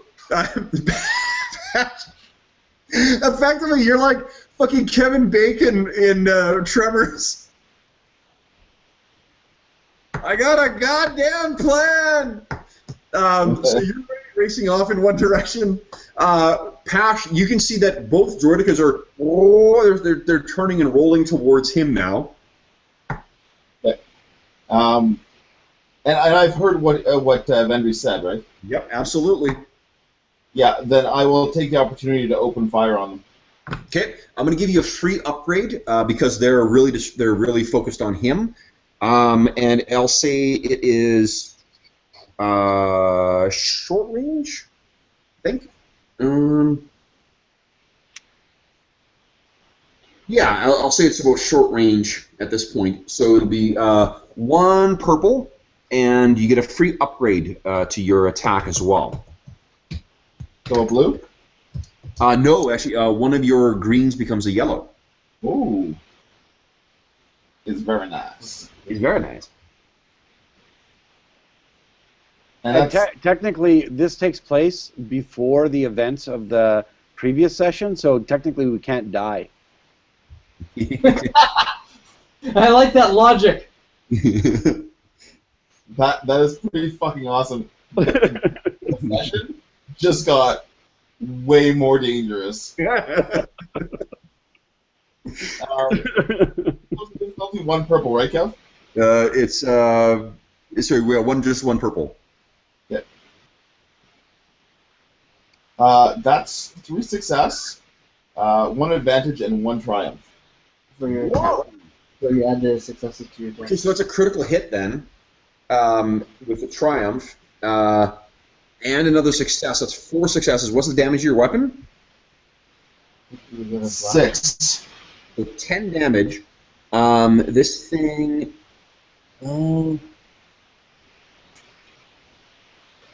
Does have a pretty good soak. So you hit it with your pistol. One of them, and it damages it. Unfortunately, this is a like mil-spec droid, like a heavy support droid. So you don't quite. Really, it's like minor damage to this thing. But you have got its attention though. No. So one of them continues to roll after Vendry, and it's actually a little bit faster than you are. So it's almost like right behind you now, Vendry. Okay. And the other one sort of wheels around in this big arc around the trees, kind of hops over one of the remaining like displaced flagstones from an old, overgrown road. It kind of starts rolling towards where you are, Pash. Back to the top of the round, your guys' turn. What are you guys doing? Okay, so are there still 2 by me? There are, yes. Okay, do I see Vendry running with a, like... No, because you're like, remember how overgrown this thing is, and you guys, it's like 100 yards away? You heard him yell, something like that, and then you heard blaster fire from over in that direction. Can I drop a stun grenade and this thing will roll over it? You can try. I'd like to. Okay, we'll let Dash finish his turn, and then you can be up next. Well, I you know what? I'll let someone else go first if they want. Okay. So Vendry? In mind, I was just wondering what was going on. Sure. So Vendry, I think it's grenades are ranged light, aren't they? Yeah. Okay. So go ahead and make your roll against your ranged light attack. At this point, it'll be 1 purple. Okay. Yes, I got 1 success, 3 advantage. Oh, so actually you can set off. Yeah, that's great. So you drop this thing, and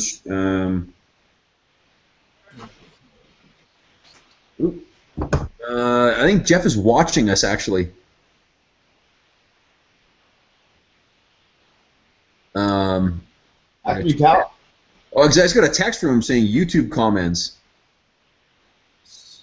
Wow, he's He's Tell me sorely missed. Start playing.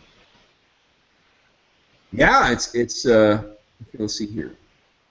Channel. Okay, I think that if I click onto this, it's going to. If this starts screeching, I apologize. Do people like text us and message us and tell us what to do? Jeff just said, TPK, Kev, do it. He's back for the finale. Jeff, are you actually back here? I can't see. Let's see here. Oh, he's not. He needs an invite. Oh, yeah. Sorry, so, oh. All right, so you, as this thing is sort of rolling along, you drop the grenade behind it. What the damage for a stun grenade is what? I'll tell you. Damage 8, crit 3. Crit 3. Okay, so you got you got 2 criticals on it then. Why don't you roll percentile for me, Cork? Okay, hold on 1 second. Sure. The D&D box. And then Brent and Dave, what are you guys going to do with this round? Well, Pash is going to take the opportunity with the Droideka rolling towards it to fire off another well-placed round. Okay. 79. 39. Okay, so that is overpowered. The target leaves himself open. You may immediately make another free attack against him using the exact same pool as the original attack. Okay, so I spin around suddenly, so I'm backwards. Yep. Pull out my my blaster carbine and just unload into the thing as it's rolling. Okay. Roll. You also get a second crit on it. So go ahead. One more. One more percentage. Yeah. Roll percentile. 79. Jeez. So you can make 2 attacks against it. Okay, let's do it. So my And it kind of like wobbles between. Hits one tree. Jump hits another one. And go ahead. okay, hold on. I'm going to make my rolls here. What's the difficulty? The difficulty is 1 purple. Okay. Oh yeah, I got 3 successes, 1 advantage. Okay. And what's the damage of your weapon? The damage is stun grenade, no. Blaster carbine. I'm trying to find it on my character sheet here, and I don't see it. Sure. Let's see. I can look it up here. Blaster carbine is 9 damage. Oh, I see it. I see it now. Yeah, crit 3. Crit 3. And how many advantage did you roll? I rolled 3 success, 1 advantage. 1 advantage. Okay. So do you want to use one of those advantages to get rid of one of your strain? Sure. Okay. So you're going to 5 strain now. Okay. So 9 plus 3 is 12. Okay. So you hit this thing once, and it like it's heavy, military grade metal, so it does some damage, but not a huge amount. Make your second attack. 2 success. 2 success. And hits again. Again, it's a little bit more damage, but it's still not quite down. Now it is Dash. What were you going to do? Or sorry, Pash. We'll go with you next. You were going to try and line up a shot, I think, or Yeah, because it's still rolling, right? it is. It's coming right towards you. Okay. Can I say something about my turn? Yeah. Okay. Is it possible that now that I'm stopped, that it will unfold and I can possibly try and grab in and like stay inside its shield so it can't shoot me? You can try. I mean, it's not unfolding yet, but you can. Now you can't. On my next turn, I'd like to try something like that. Yeah, next turn, because that would take you'd have to essentially ready an action to do that. You spend an action throwing a grenade this turn. Go ahead. Kev, Yeah. seeing as it's no longer chasing Vendria, I don't get that upgrade, right? You do not, no. Okay, and the difficulty is still 1 purple? You could spend a light side point to get that. There are 4 light side points. I think I'll leave that alone for now, but that is just one difficulty, right? It is 1 purple. That's right. 2 success, 1 threat. Just 1 threat. Okay, so you'll take another point of strain. So you're at 6 strain right now. But you what do you call it? You sort of line up the shot and hit again, or it's a pistol. So you shoot again.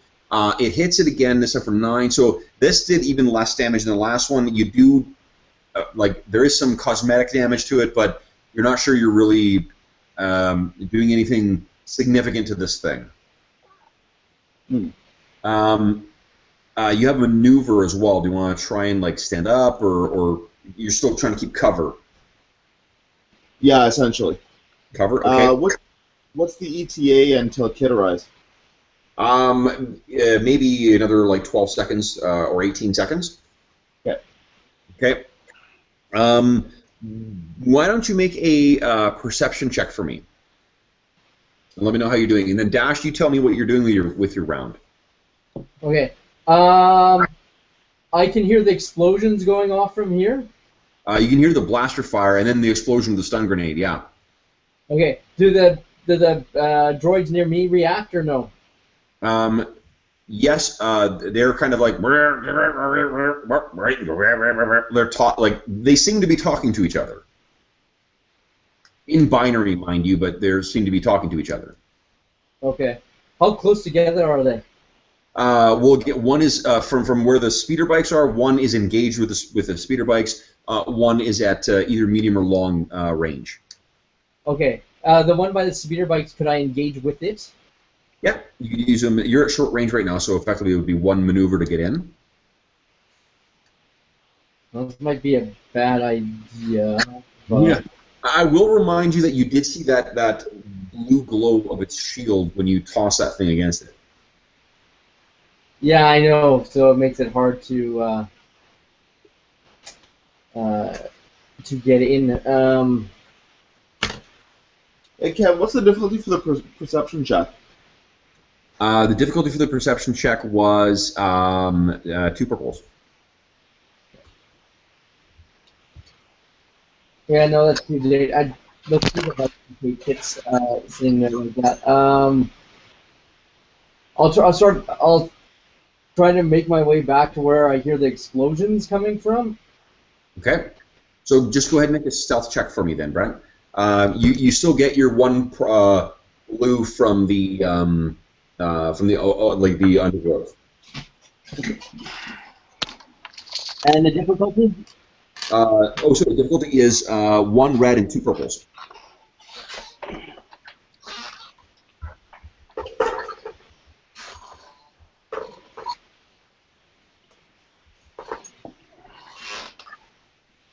Oh. Hey, I got stuff on my blue. A lot of times the blue like to come up with blanks. Nice. So this is much better. Cancel.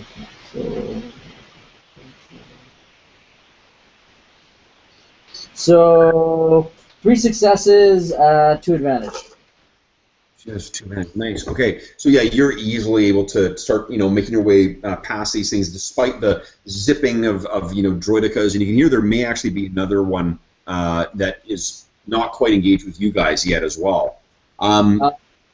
Is there any way can I use an advantage to heal strain at all?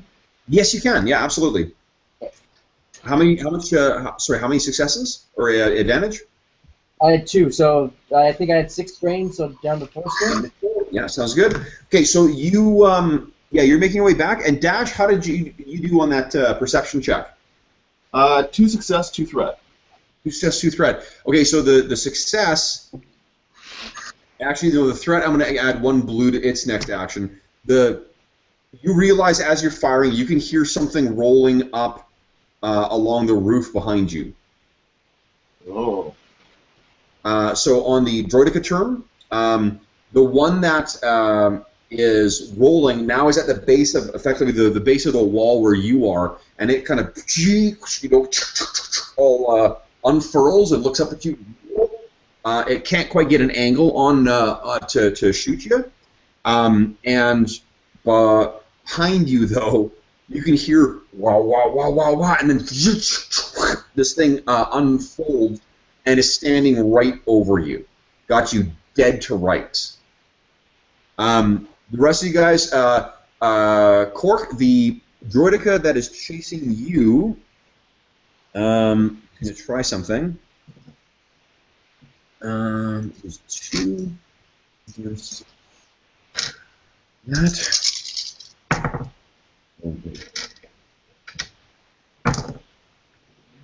Okay. You're sort of you've turned around and you hit a couple blasts against this thing, and then this thing just sort of rolls full force into you and knocks you down. Okay. Boom, and then it uses a maneuver to kind of gets out, so it's sort of unfurled near you, and then it's your turn. You get the sense that Dave, the one that is standing over you, has readied an action to fire. What are you guys going to do? Dash, I'm going to say that you sort of, because you're making your way back, you get back in time to see this, that there is one droideka that's sort of kind of looking up at where Dash is, and there's one standing right over him, ready to unload with those 2 heavy blasters. I'm going to go in for a grapple. Okay. You go in for a grapple and hit the shield.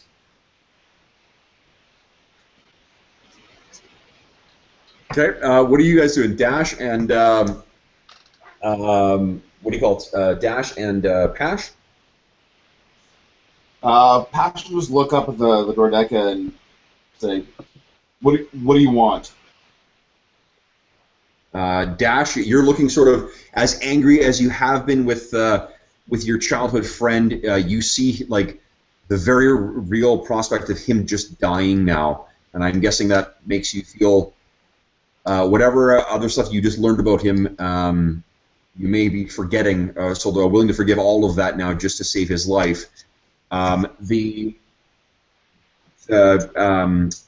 red sensor that makes up the majority of the droideka's head is looking at you, Pash, and you can see it kind of just, you're close enough to see it kind of irises in and out, and then in a almost like dog-like way, the droideka kind of like angles to the side as if cocking its head, and you hear it speak in basic. Dash, you're back? And at that, we will end the session. Nice. So, for those listening at home, thank you so much for joining us for this War Stories session of the Live from the Sword Coast podcast from our Star Wars campaign. Not surprisingly, as is usually the fucking case, something that I thought would be done in one session is going to take 2. So I imagine we will wrap this up and then return to our regularly scheduled season with this mid-season story wrapped up. So we will be back on our regular night on Friday in 13 days' time, and we hope to see you then. Thanks again for joining us.